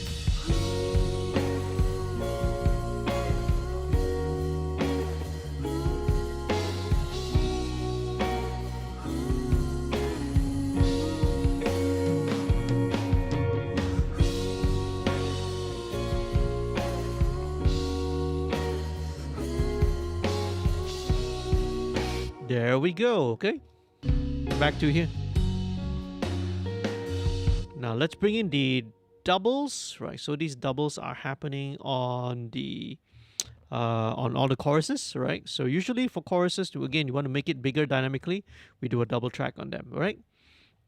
So this one, again, same thing. I use the parallel chain. Now for the double tracks, Kau segalanya, don't need a lot of the bottom, don't need a lot of the top. segalanya untukku. Take a bit out of the 600 there, maybe a bit honky. So same thing, let's copy the settings over and blend in the double track. So for every chorus, you can see, every chorus you have these doubles. Kau segalanya, segalanya So it makes the chorus bigger. Almost sounds like there's an octave higher, you know. takkan berhenti. It's because of the interaction with the harmonics. Perasaan But actually it's not. These are all just unison. terhadapmu. Okay, very cool. Now one thing, let's do this one thing here. Again, back to the creative side of things. Now for the choruses, I want choruses to be always a little bit bigger, a little bit more dynamic, more interesting than the verses, you see. That's how you build interest in the song. So what I'm going to do is I'm going to automate a stereo delay into the chorus. So every time the chorus kicks in, instead of a mono delay, it kicks in into a stereo delay instead. So let me just listen to the amount of stereo delay we need first. Set this to quarter and quarter dotted. Kau segalanya, segalanya untukku. Okay, I think we need to set this to 8 notes and see. Let me just check the mono delay first. So the mono delay is on 8th, right? Okay, so maybe this, yeah, this will go back to quarter notes then. Quarter notes and quarter dotted. Takkan berhenti perasaan terhadapmu. Right, so a little bit more, I think. Okay, so let's automate this. So every time the chorus kicks in, there's a stereo delay. 3, 4, 1, 2, 3, go. Kau segalanya,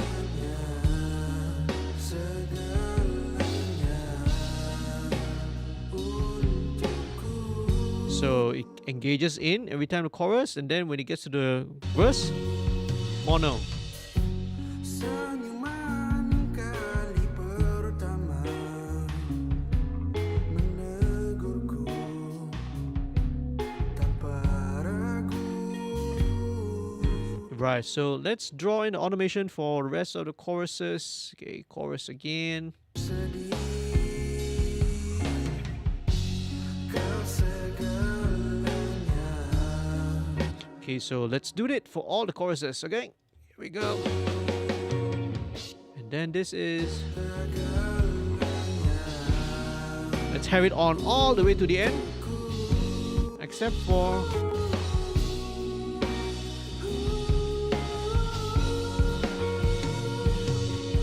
There we go. All right, simple. So every time, chorus bigger, wider, a little bit more space here. Verses a little bit more mono, right? So you can get the dynamic contrast between the two. Let's move on next. Still on vocals first, because again, vocals are important, man. To me, that's the most important thing. So let's do the main harmony backing vocal in the chorus, which comes in here. So let's solo this. Kau segalanya, Don't need all the bottom. Okay, now this one, it's got a bit of, it's got a lot of honkiness. takkan berhenti perasaan Almost very nasal kind of a sound. So let's take out. terhadapmu. That's better, okay? That's quite a drastic EQ, but sometimes that's okay because this is the BV, right? Wouldn't do it if it's the main vocal. So there we go. There's one more. Segalanya, This one. segalanya 700, about 700 hertz. Okay, right. So I'm taking those out because those might just clash with some of the guitars. The guitar might want to take out a bit of bottom, but again, that's at the back of my head. These are thought processes lah. Okay. So let's hard pan the BBs. kau segalanya, segalanya. Okay, this should go to a BV, but interestingly, it was kind of going into a lead vocal track. Let me route it to this BV group instead and see.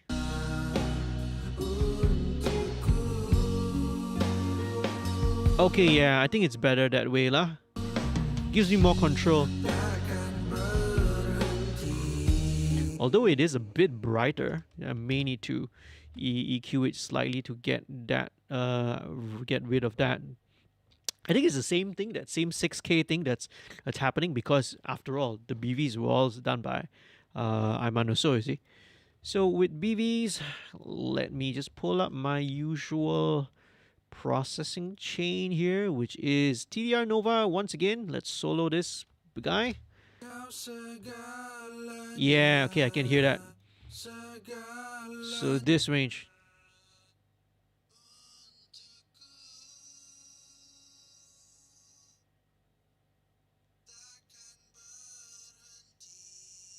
Five 5.8, you know, that region of just under 6K lah, alright? So let's take this out again. This time we can go with the more conservative value, like 2:1 ratio. Okay, pretty much just the default settings lah, okay? Maybe it fastest attack. This release can be a little bit longer. I want it to sort of hold down on that frequency a little longer than that on the main vocal, okay? Perasaan terhadapmu. Kill it one more time. Kau segalanya, segalanya. Maybe more, maybe 3:1, yeah. Untukku Let's widen the cue a little bit. takkan berhenti. Okay, let's listen in context. Very important. Kau segalanya, segalanya. Untukku Okay, now there's a little bit of FG2A here, and this is Slate Digital's version of the LA2A. Very subtle. takkan berhenti. Perasaan terhadapmu. Not doing more than 1 dB, okay? Not more than 1 dB gain reduction. Kau segalanya, Okay, I think I need the EQ here. segalanya. At 4.1 Ks. Untukku takkan berhenti. Perasaan terhadapmu. Yeah, just take out some of those brighter overtones, sir. Might need a little bit of de-essing, just a simple basic de-esser here. Simple basic stock waves de-esser. De-esser. Okay. Let's go for my usual wideband setting.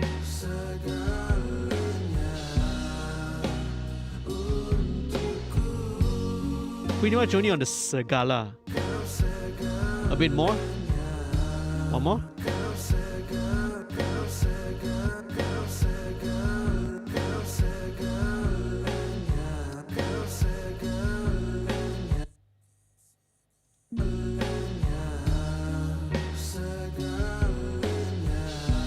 I think I know where that is coming. This is probably coming from, yeah, it's coming from the doubles on the side. So I think we're gonna need this lah. Okay, we're gonna need this de-esser now. So let me just engage this, right?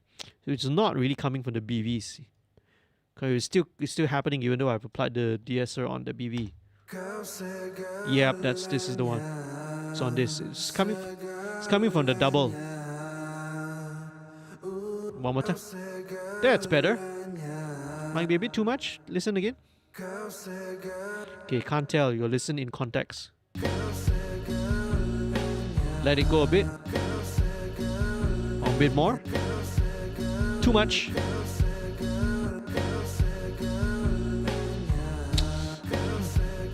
It sounds too obvious though. Maybe that's not the solution. Okay, let's just back it off a little bit. Give a little bit sibilant maybe. It's fine.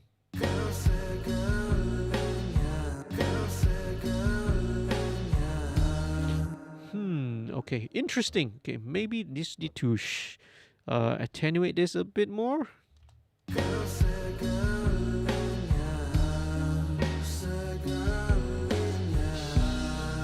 Yeah, that's better. Oh, it sounded too obvious that the de-esser was working. Okay, very nice. Okay, now let's add on these BVs that come on at the second chorus. Again, very good, man, the way that they built it. So this one is... So this is a female BV. Right, so let's do the same thing. All right. Vocal parametric. Parallel. Okay, for girls, don't need to take a lot of the bottom end.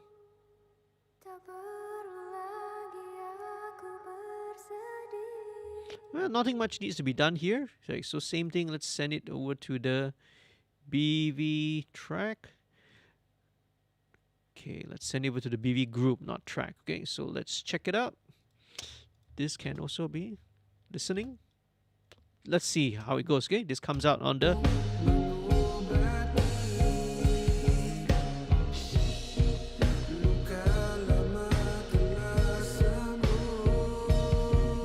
Let's pan it.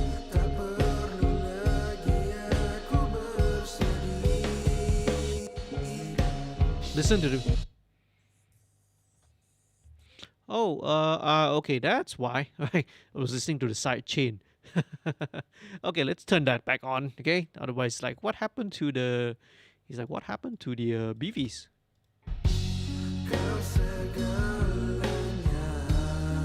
Okay, that makes more sense.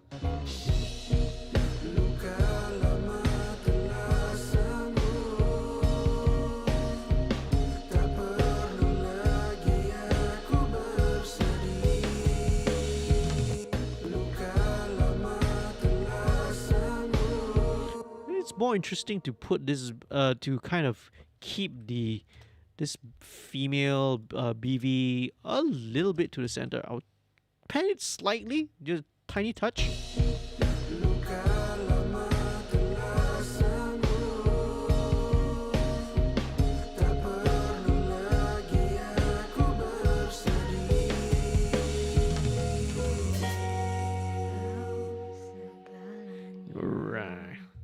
Okay, check. Let's check the other parts out. Where else are we going first? Okay. Okay, I'm just gonna balance this in because I got a note from the guys talking about muting one of these parts. I'm not sure. Is it this high part? Kau segalanya, Is it this part, or is it that part there? Let me just check back the notes again. Okay, because from Aiman he said, yeah, where is it? Bridge mid 40 mute Husna's high register vocal. Mute Husna's high register vocal for everything. Oh, the at 403, right? This is what happens at 403. So we mute this, but we keep this.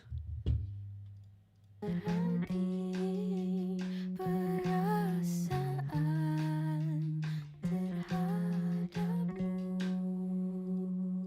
Yeah, okay, that makes sense because you still have these other harmonies going on. So, okay, let's just mute this, disable it first. If we need to put this back, simple matter of just turning it back on, man. All right, cool. All right, so let me go back to the start of the song, well, the verse.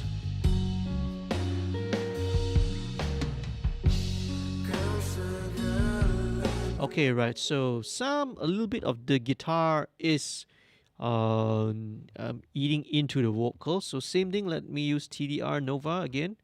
So let's check out. This is which frequency is that? Let's narrow the Q.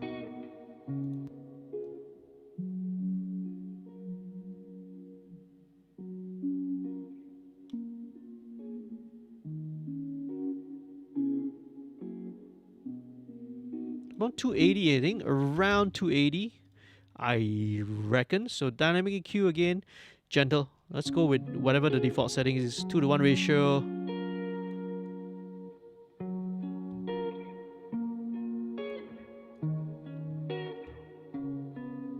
Widen the Q a bit.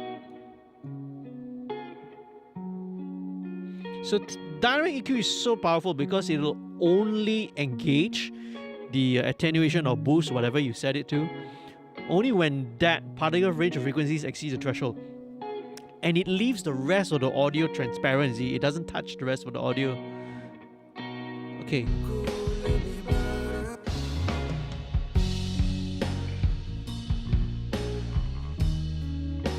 Yeah, that's better.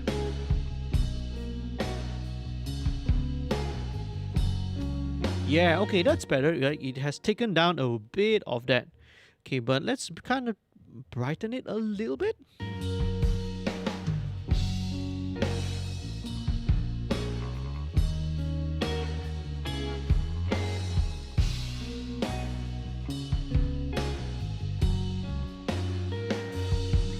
Just a little bell at about 6.5.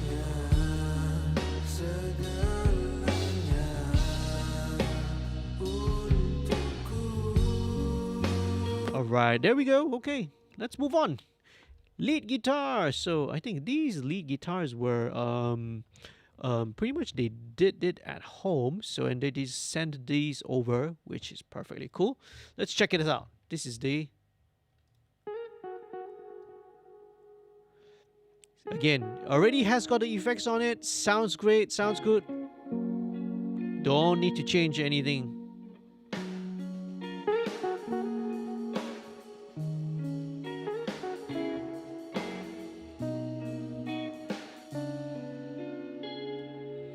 Right, okay. So they got actually two leads going on. All right, so let's play this one because this is the main lead melody, so to speak.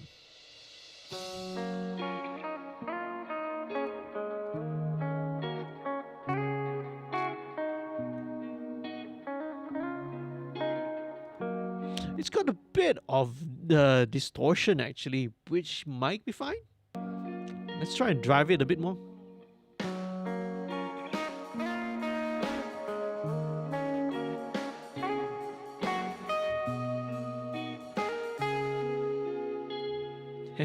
Let's try overdriving it a little bit and see, okay?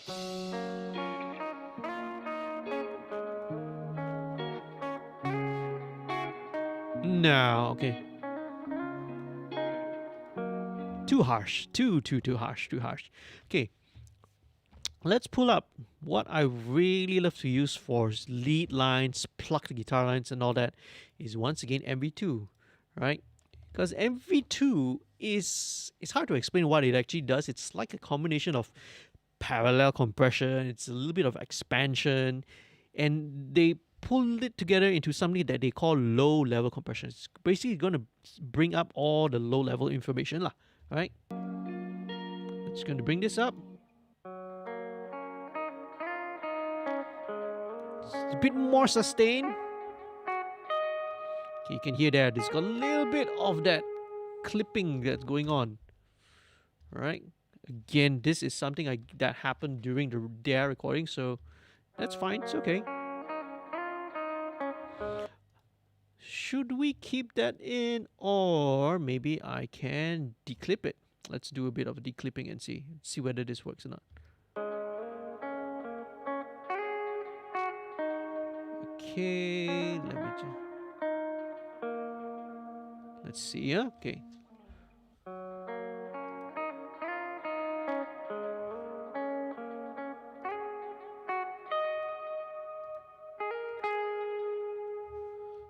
One more time.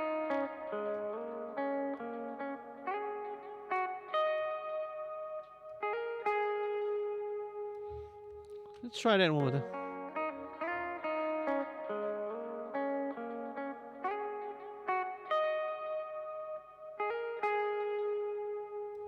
Let's see one more time.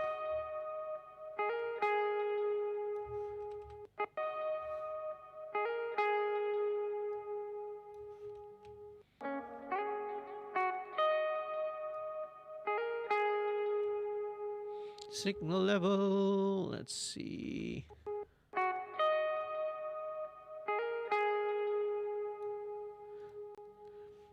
Let's try that one more time. Okay, so still a little bit of clipping. Let me try a different declipper. Let's go with isotopes. Let's go with isotopes declipper instead. Resolution, declip. Could kind of work on the same basis, I think. This is RX7. Ooh. Seems. Let me try that. Let me try that again.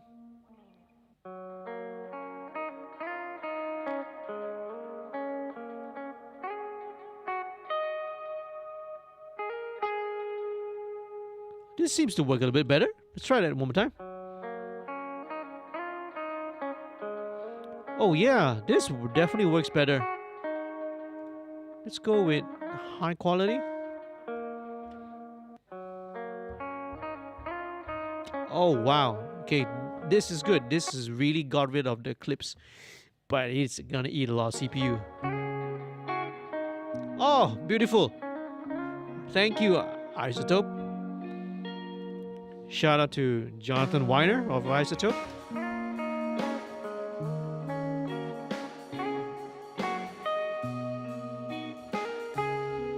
Beautiful. Excellent. Right. It's perfect. It's done the job. Let's give it a little bit of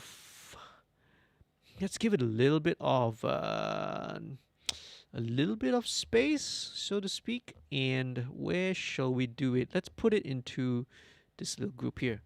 Okay, let's go to group 10. Sorry, you guys can't really see it because this is off screen on my second monitor. I'm going to send it to this group. Oh, actually, here we go. This group here, this is called solo. So all these lead parts, I am going to send it over to, right, let's send it over to solo. Yeah, okay. So let's go again.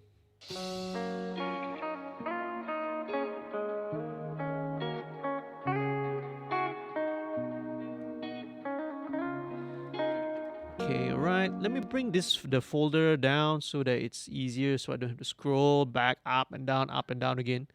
Let me just scroll this down here. Lead guitar. Okay, that makes it easier to see also. There we go. So what I like to do for leads, I like to use this guy here. This is called Multiply by Akon. Acon Digital. Again, it's a similar thing like doubler actually. Chorus effect, it's a bit of a delay, bit of modulation to it, and well, check it out. Right. So this is a preset that I like. This gives a bit of width to the.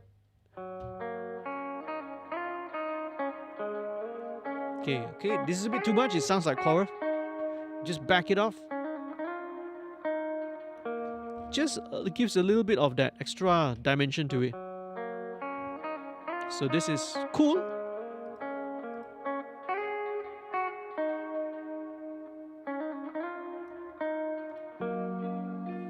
Okay, yeah, there we go.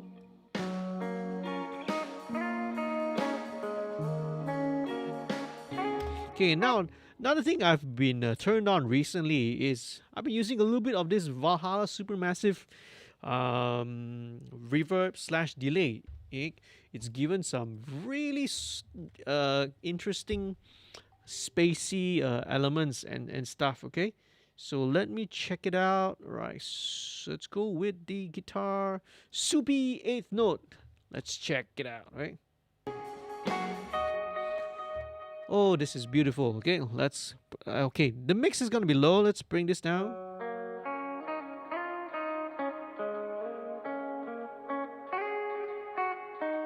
A bit of delay. Very, very nice. Let's EQ this down to about 6K.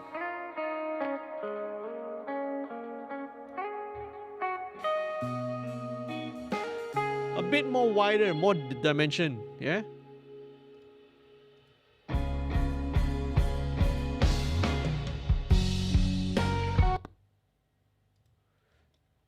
Oh, wow. Okay. Like I said, okay, it's taking up a lot of CPU. Okay, it's taking up a lot of CPU. So let me try and let's freeze this guy first. Let's freeze this track. I think the declipper especially is taking out a lot of CPU. Freeze this, and we will see what goes and what happens. There we go. Okay, let me just check and see. Do do do do do do do do do do.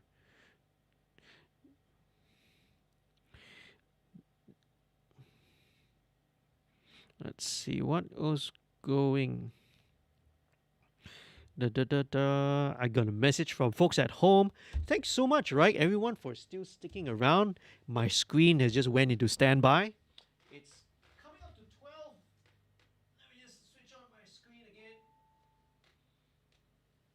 Let me just switch on my screen again. Thanks for hanging around, okay? Right, for all of you. Just now you said, Rusty Boy said, oh, little Daniel, composer is Taja. Oh, Taja, okay. Okay, wow, very cool, man. Yeah.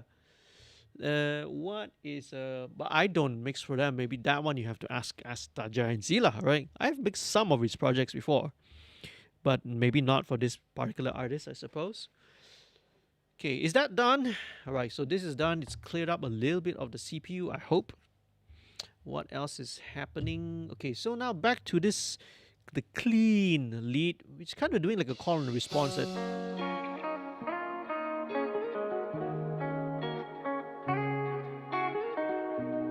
Okay, I'm gonna pan this to the right. Not much needs to be done.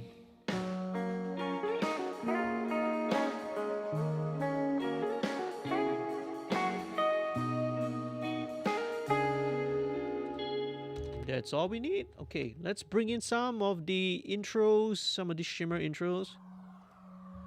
Take away some of the...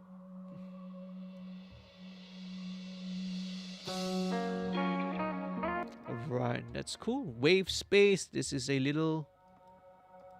Yeah, it's a little bit of a synth thing.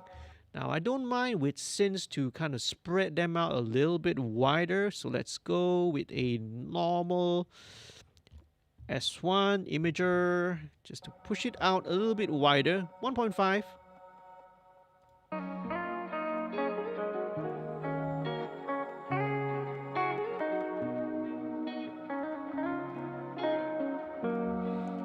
Sweet.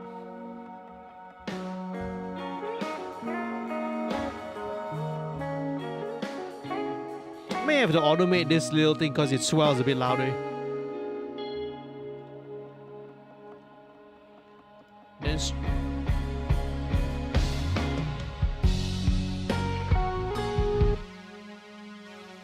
very cool sounding synth strings here.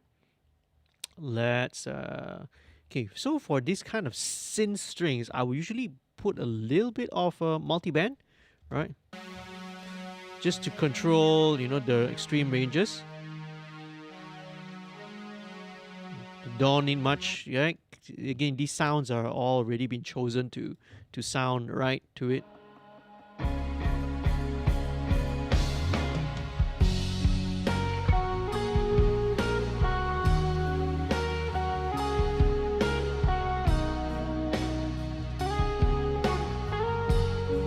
Okay, what I will do, let's send all of these synth pads to another group. I will call this group strings.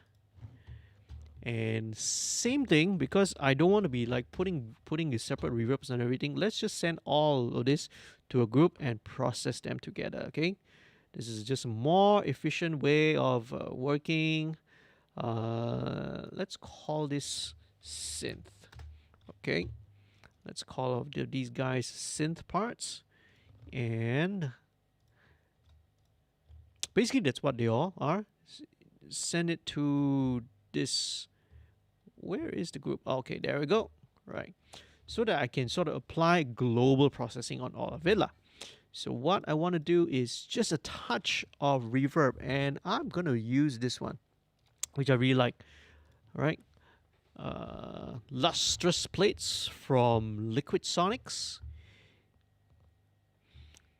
Okay, and the one that I kind of like for keyboards and, you know, any kind of keyboard stuff is this one. Which one? Rich Roads. Right?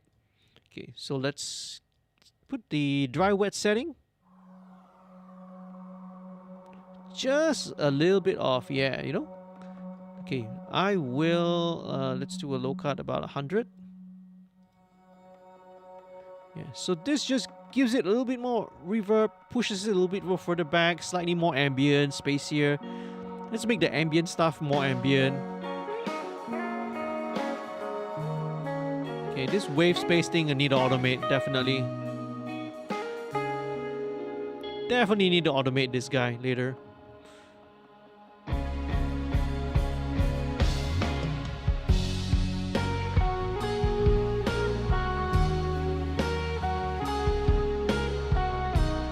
Okay, this kick now sounds a bit big.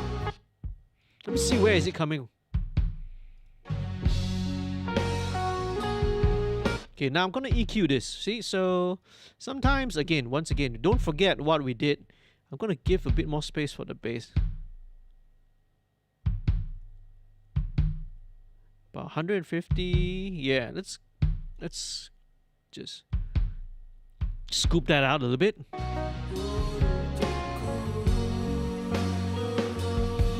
Okay, very cool. All right, let me just blend in some of these string pads. I probably need to automate this so it will kind of go down in the.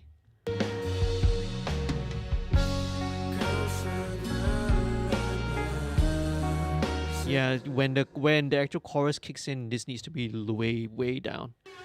So there is this high part. So same thing. Don't need much again. Yeah, okay, with a little bit of that modulation going on. So this one.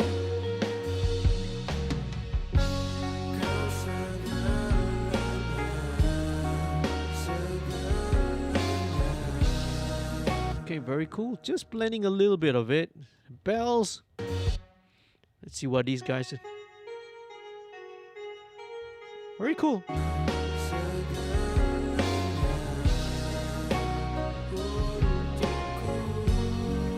Yeah, so it's giving that motion there.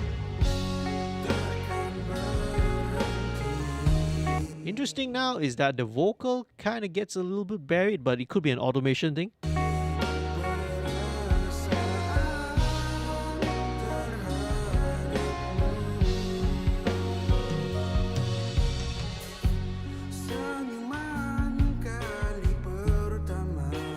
Yeah, it can be could be an automation thing as well, right? So very quickly, maybe just let's automate it a little bit. Choruses a dB higher, I reckon.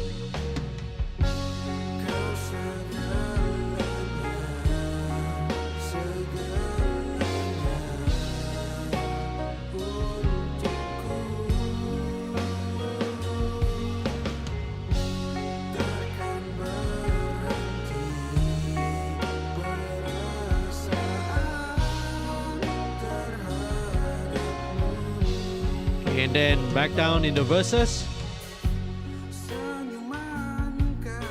Okay, what I'm gonna do is I want to very quickly switch over. Okay, you guys won't be able to hear it, but I am actually mixing using two different speakers, two sets of speakers. One would be the louder LP8s, right? These are the big main full range speakers. But I also have a pair of NS10s. So what I want to do, especially when I'm balancing these vocals, I want to switch over to the NS10s because they give a better perspective over how the vocal balances should sound like. So I'm going to do a quick switch for a second. Right, I have it. I've got it all sort of rigged up already. Just switch it over there. So now I'm going to listen to my NS10s here, right? Just give a different perspective for a while.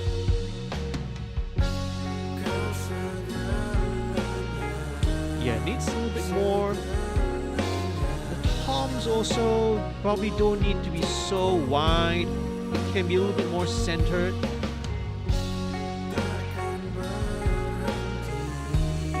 Especially that floor tom, you know.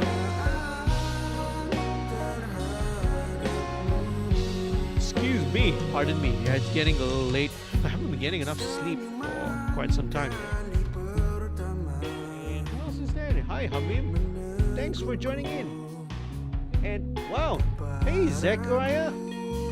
Wow, you're working late tonight, or you just finished some stuff?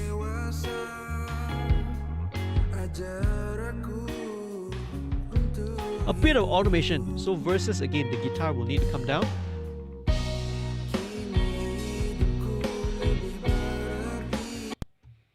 Okay, let me just check it again. So let's go with clean guitar. Yeah, so it's all a game of automation here, okay? So here. So I still love my NS10, man. They are, you know, they still tell me a lot of stuff. So guitars down.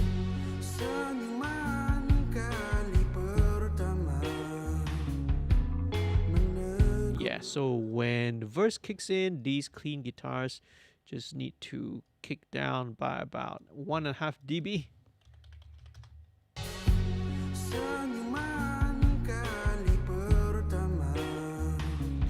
Overall, the vocals need to be bumped up by maybe about 1 dB overall. Just so we'll do it on the output section of vocal rider. 0.5 dB verse. So pre-chorus.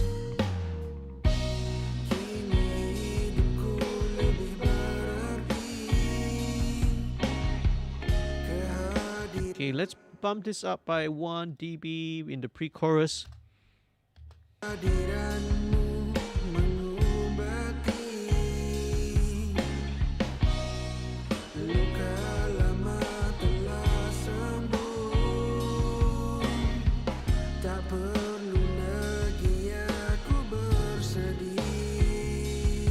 The chorus.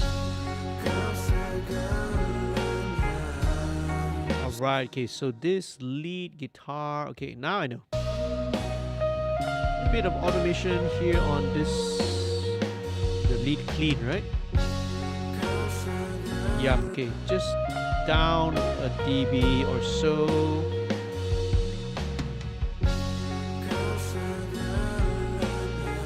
Maybe a dB and a half, yeah.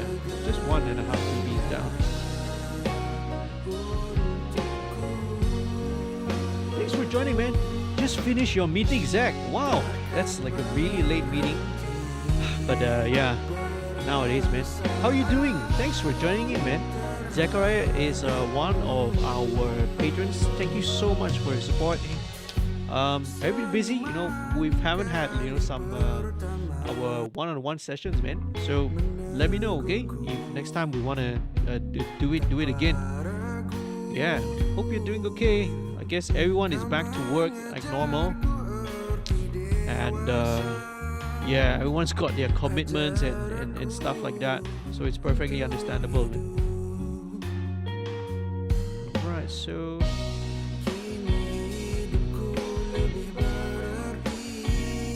this should be down.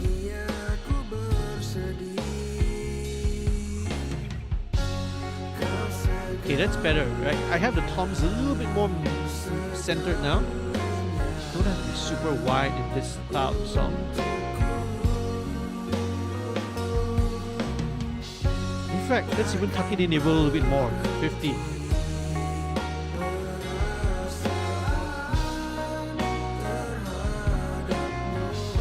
Okay, so it's coming to the... So this... Feels like this even needs to go down a little bit more. Okay, I'm just going to clip gain it down. Okay.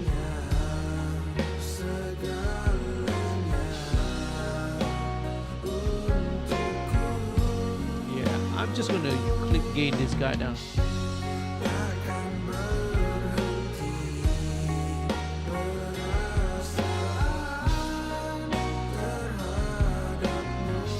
Okay, and then when the solo comes in,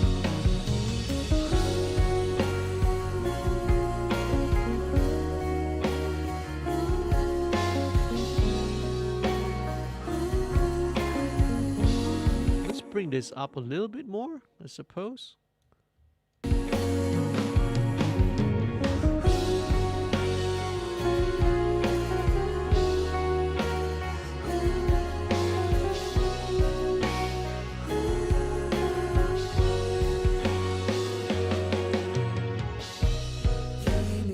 Just a little bit of fine tune, more fine tuning. So when this comes in, it's down another dB.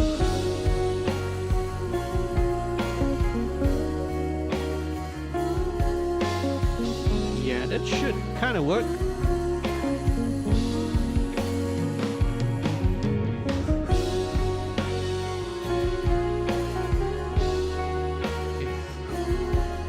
Okay, so this part, because it's more of a solo, it's just ooze. Let's just leave the stereo delay on. Because vocal should be spacey here, see? Okay, so let's add on. There's a strumming guitar going on. What's this doing? Oh, that's more like a lead line. It's not strummy guitar.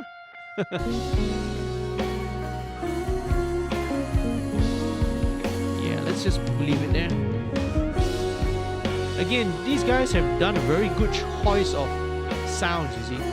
Nothing much needs to be done EQ-wise. Just blending it in.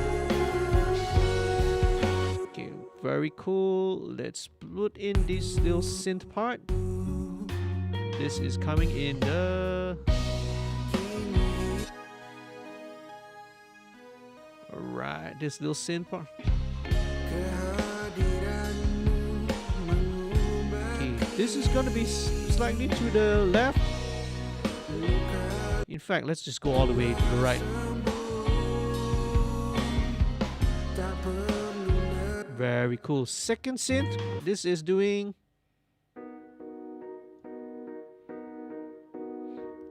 This is more like a Wurlitzer actually. So the same thing, let's just keep it hot right. Okay.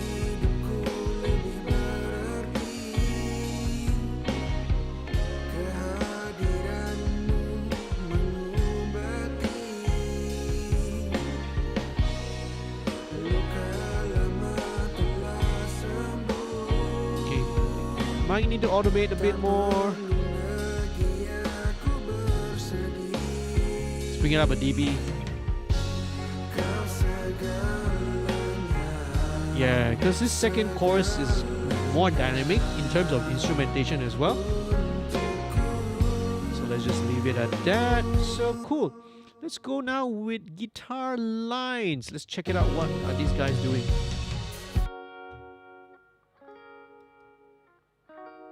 Oh, it's more like a clean new strum, right? Yeah, these are more like clean strums actually.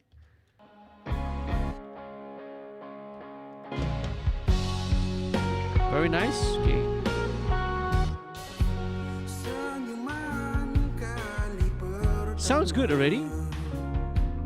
menegur Don't need to do much to this. Okay, just blending it in. That's it. It's pretty much sitting where I had put it during my rough mix. Let's go now.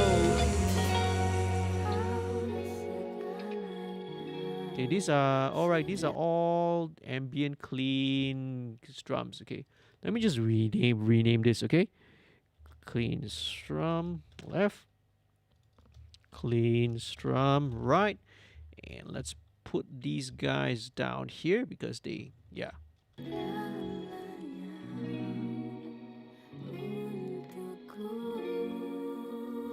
That's all it needs, okay? So right, so okay, let's work on this girl's vocal first of all.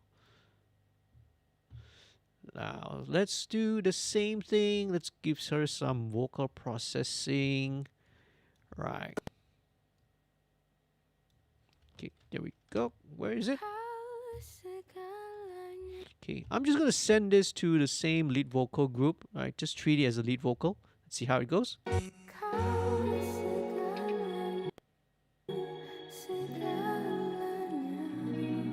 Nice.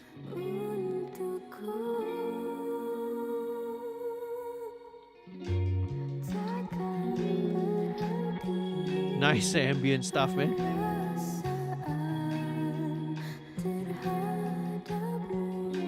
There you go.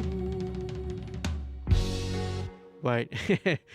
They've put that little cute little tom fill there. I'll deal with that later, okay? Or maybe let's do it now, okay? This tom fill should go. Okay. This should be a little bit different actually. So what I'm gonna do is let's drop it with a little bit of reverb into it. Okay, let's make this a little bit like a kind of a timpani roll, a fake timpani roll maybe. Sound toys, and a little plate. Here we go. Right. Ahmad Aizat says, straight into my playlist, this one, can't wait. Oh, awesome, man, yeah. Well, when it's out, I'm sure, just follow, right, Aiman Cisco's social media. It's all in the description below, right? And I'm sure when it's out, it'll update when it's ready. Music video and all that. A bit more. Let's swamp it with a bit more reverb, lah. A bit more. Let's go for more. Yeah, a bit of modulation. Okay, let's listen in context.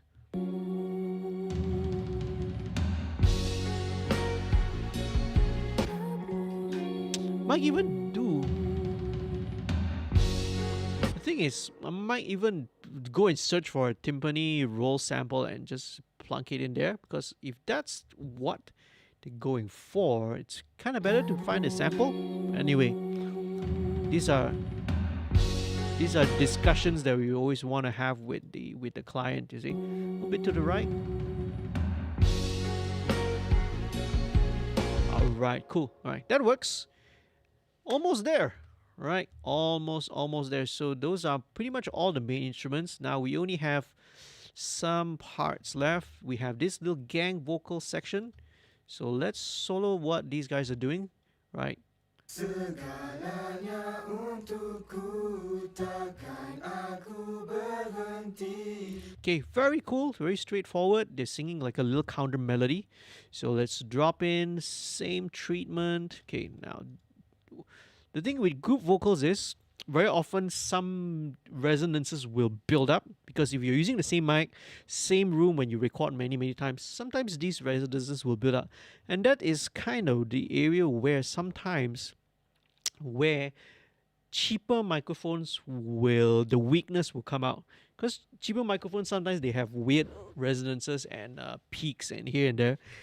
When you record multi-tracks, when you record many takes, many layers of something, That's kind of where all those flaws will show itself. Sometimes when you record just one lead vocal, it sounds fine. In fact, you might even think, wow, very, very bright sounding, very, very good. Actually, no, it can be a problem.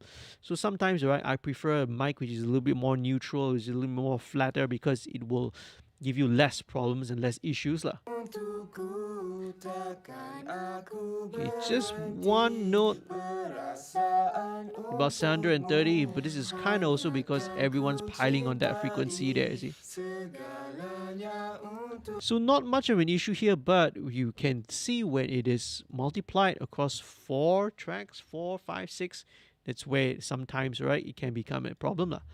So let's copy this over. All of them will kind of share the same setting anyway. Let's spread them out, left, right, link the channels. These are all going into this group, Gang Vox. Now for this one, I also have something which I always do. Same to the BV setting, except that, alright, I usually put a plate reverb here lah. So let's turn this on, let's check it out.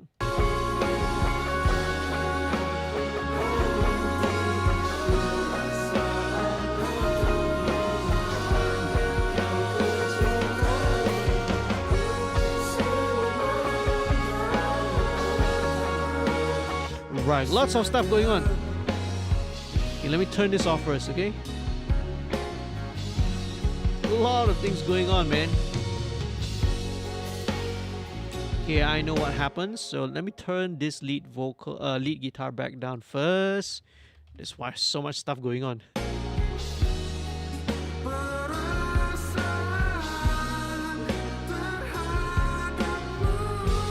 Okay, then when this comes in, lead vocal go back down.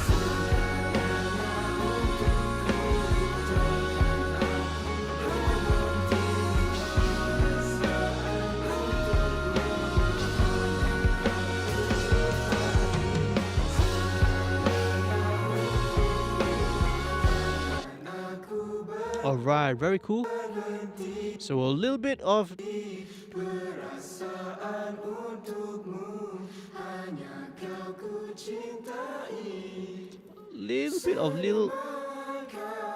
I might have to pitch correct some of this. Take a bit of that 4K out.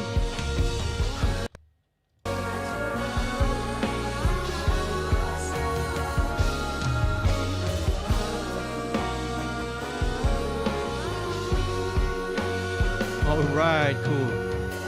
I may put a little bit more delay on this main vocal, right? More like a half note, kind of a long filtered kind of delay, even more.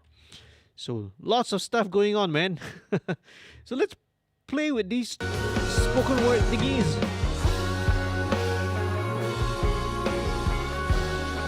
Let's see what happens.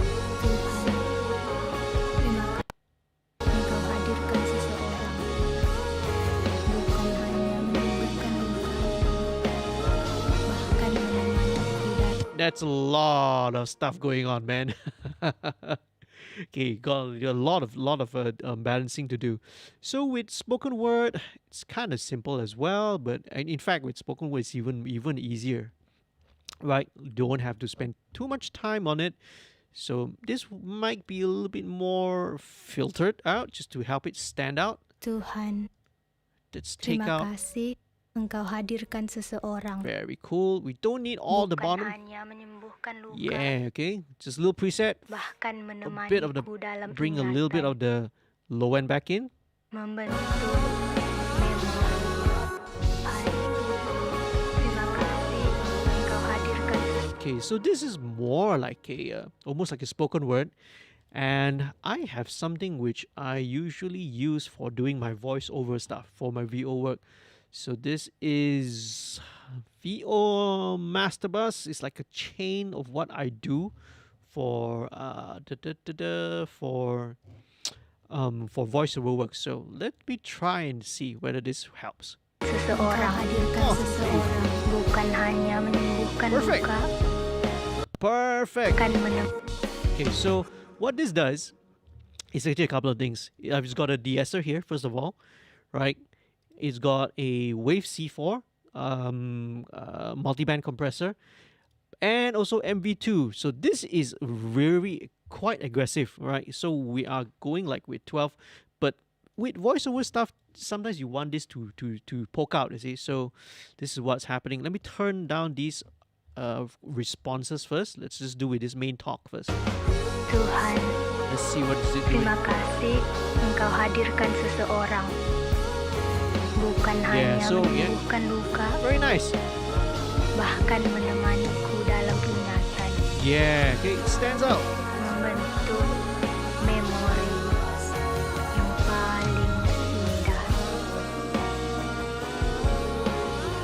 Okay, okay, this is gonna be a tricky thing to balance, man. So let me bring in the little call and response. So that's the main. Then there's a little echoey response thing.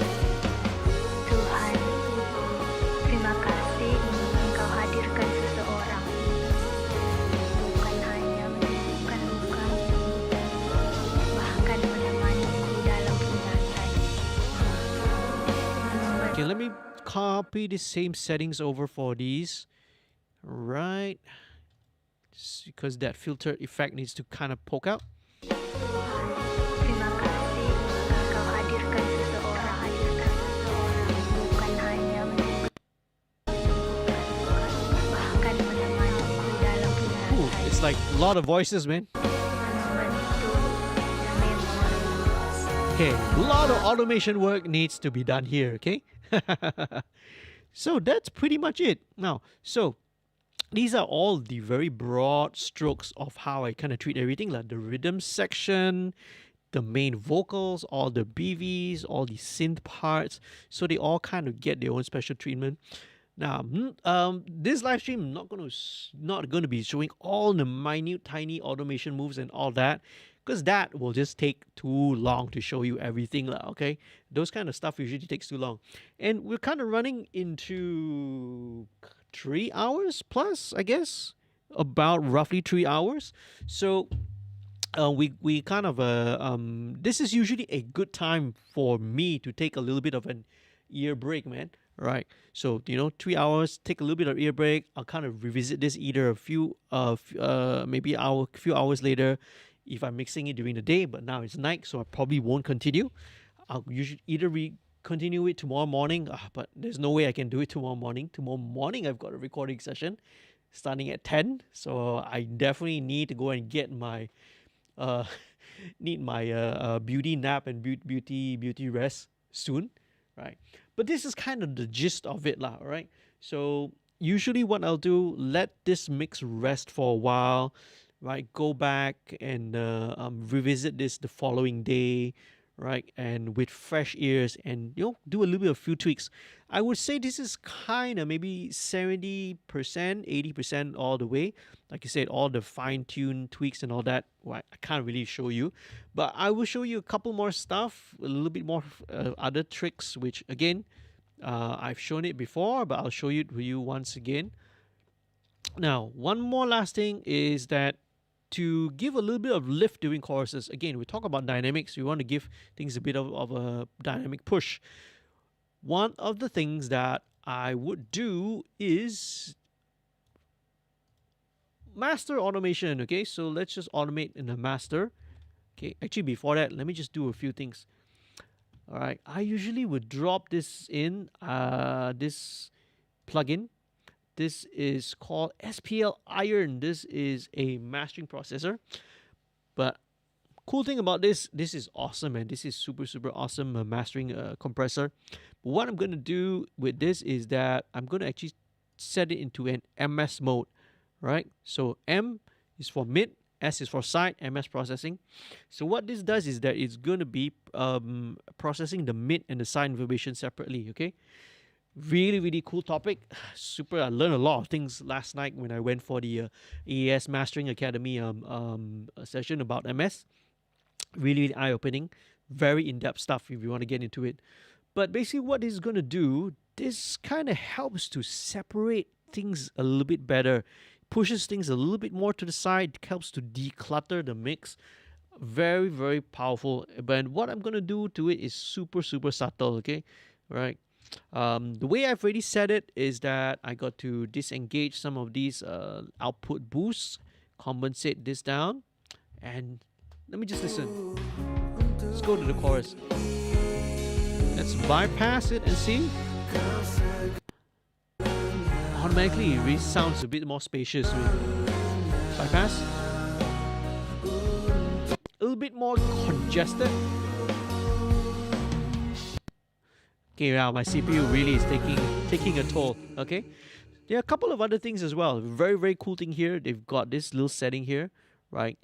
This is like tone settings, I would describe it, because there's an air bass. Air bass here is basically a Smiley EQ, right? A little bit more sub, a little bit more top air. But there's another one called tape roll off, which emulates kind of the, it's a very very gentle shift off the tape lah. So I'm going to engage this because again, this one we're going with much more lo-fi-ish kind of a sound, kind of a vibe to it.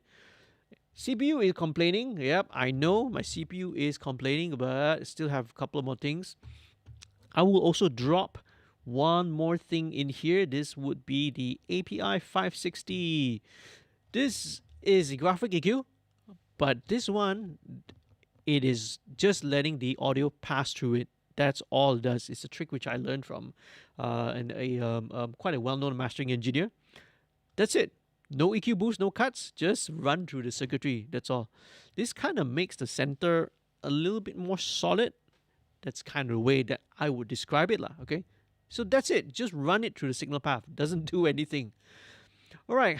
Hopefully the CPU will hold up. Otherwise, I have to start freezing some tracks here. Okay. So last thing I want to show you guys, a bit of automation. Okay. Right. So every time the chorus kicks in, maybe not the first one, the second chorus onwards, I'm just going to boost the stereo master up by 1 dB. Very easy thing to do, right? You can already start employing and doing this in your own mixes. Okay, here we go. Ready? Ready. 1, 2, 3, 4, up. Okay, here we go. All right, let me zoom this in that you can see. So, this 1 bar phrase. Right, so on this 1 bar stretch, just before the chorus, ramps up to 1 dB. So when the listener hears it, it will sound like, oh, the chorus suddenly feels bigger, a little bit more exciting. All you did is just raise it up 1 dB. That's all you're doing, okay? And likewise, once it gets out into the solo, 1, 2, 3, 4. Okay, I will tuck this back down, right? So when it gets into the solo / bridge, okay, it will be back at 0 lah, right? Master fader. In this case, my stereo fader, bass will be at 0. Very cool. So now,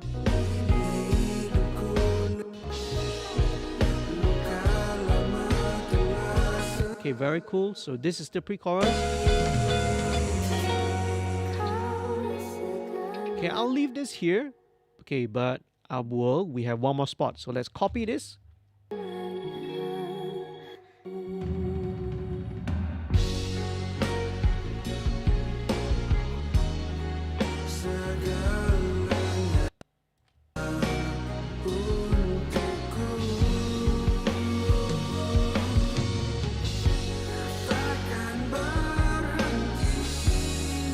Right, so okay, so this is where it's going to ramp up. Okay, this little tom roll here, ramp it up.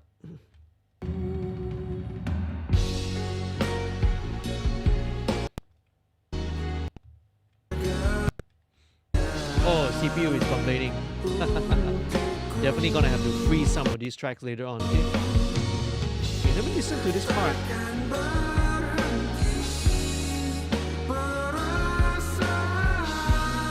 Bit of automation.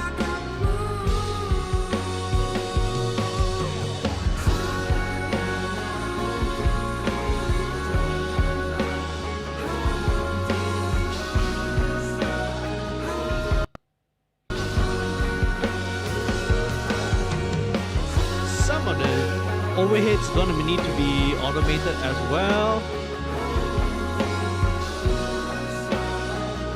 That's what I'm hearing lah.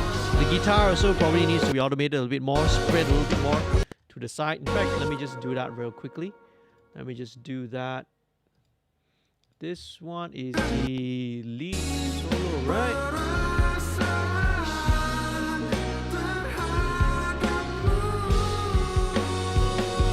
Yep. Okay, that's why. Okay, so because this lead is coming back here, let's push it to like to the side, okay?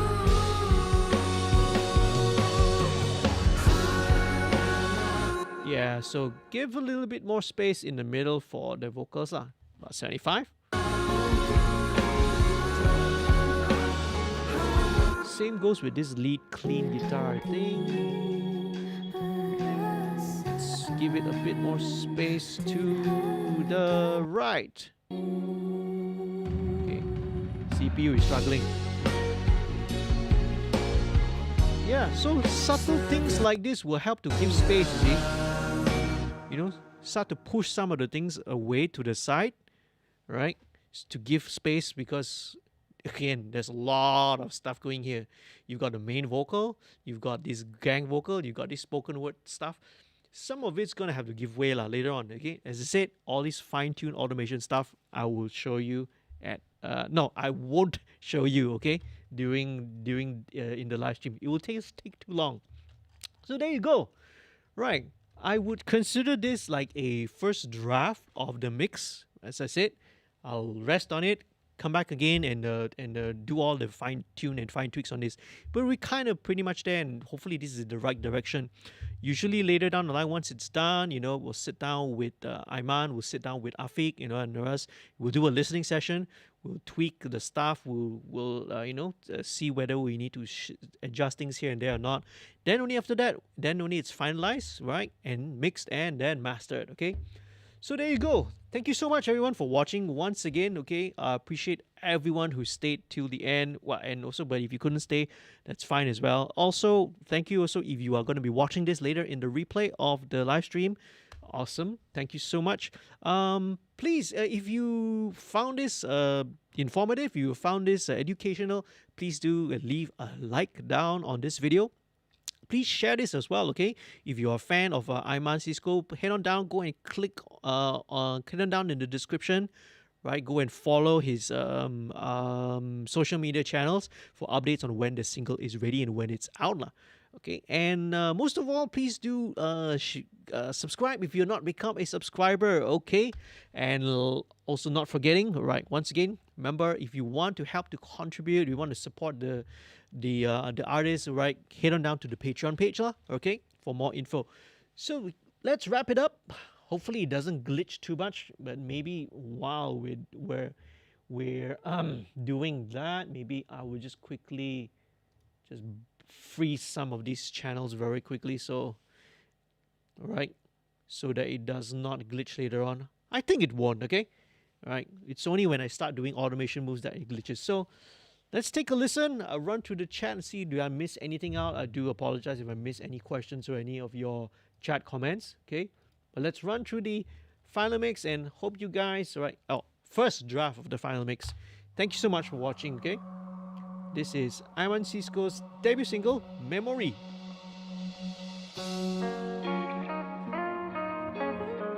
Nik says, thank you, JD. It's been a great session. No, thank you very much. You all stay safe and have a good weekend, okay? Aiman also says, awesome session. Thank you so much, right? You guys did an awesome work, okay? Hey, okay, and Naquib also. I wonder, Aqmal is not around, is it? Okay.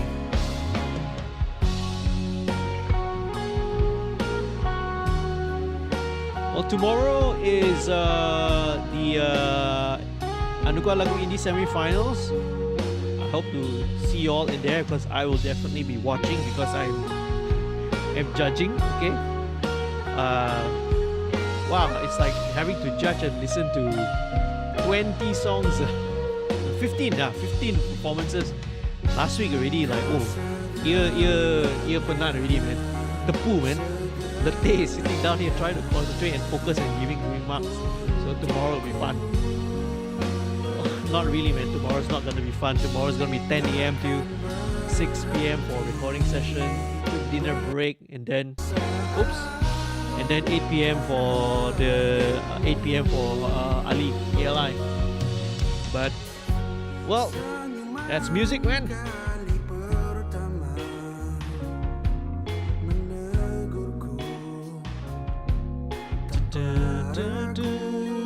Very cool.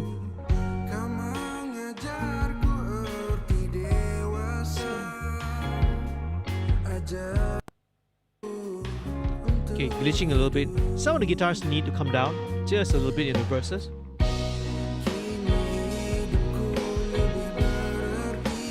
Lead vocal mic need to come up.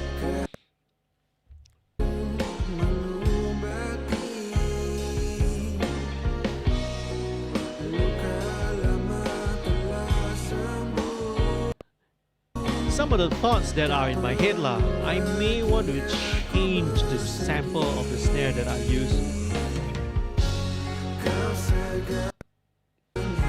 Right, Aiman says, yeah, Aqmal is working. Okay, understood.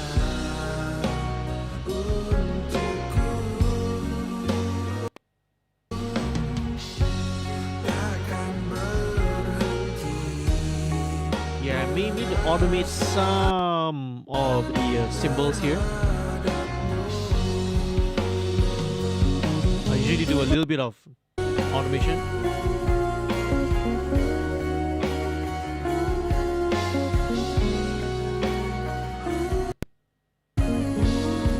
Haha, it's glitching, alright? Because I think when more and more parts are coming in.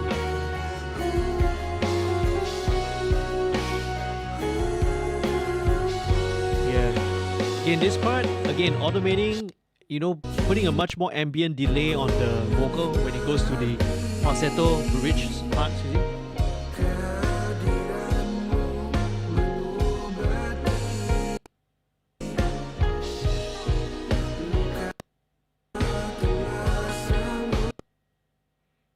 Oh man, it's glitching already. Okay, because I think of all these additional harmony tracks that are coming in.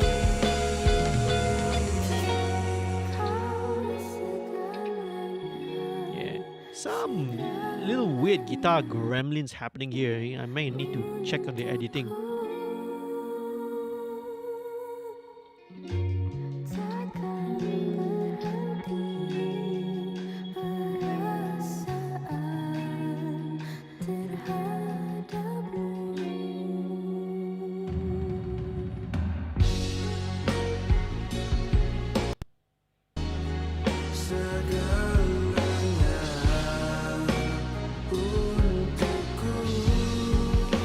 Final chorus. Oh, this is so chill, man, to listen to.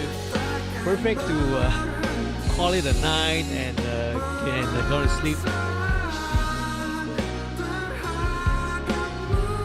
Okay, and then this back section, definitely, you know, a little more automation work.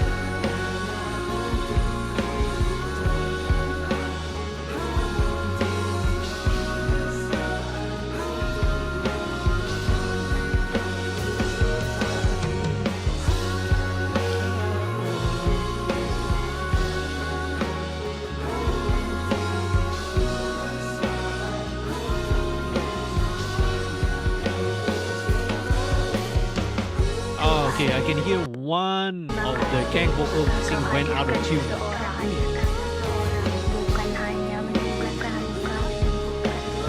Okay, this is really like I feel like a schizophrenic person because there's lots of stuff going on here.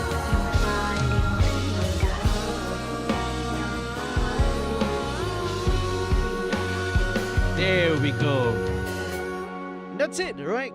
So this is the first pass listen through of Aiman Cisco's Memory. Thank you so much, guys. Good night. Stay safe, everyone. Okay, I'll see you next time in another video, another live stream, maybe another time real soon, okay? Right. Peace, love, music, and out.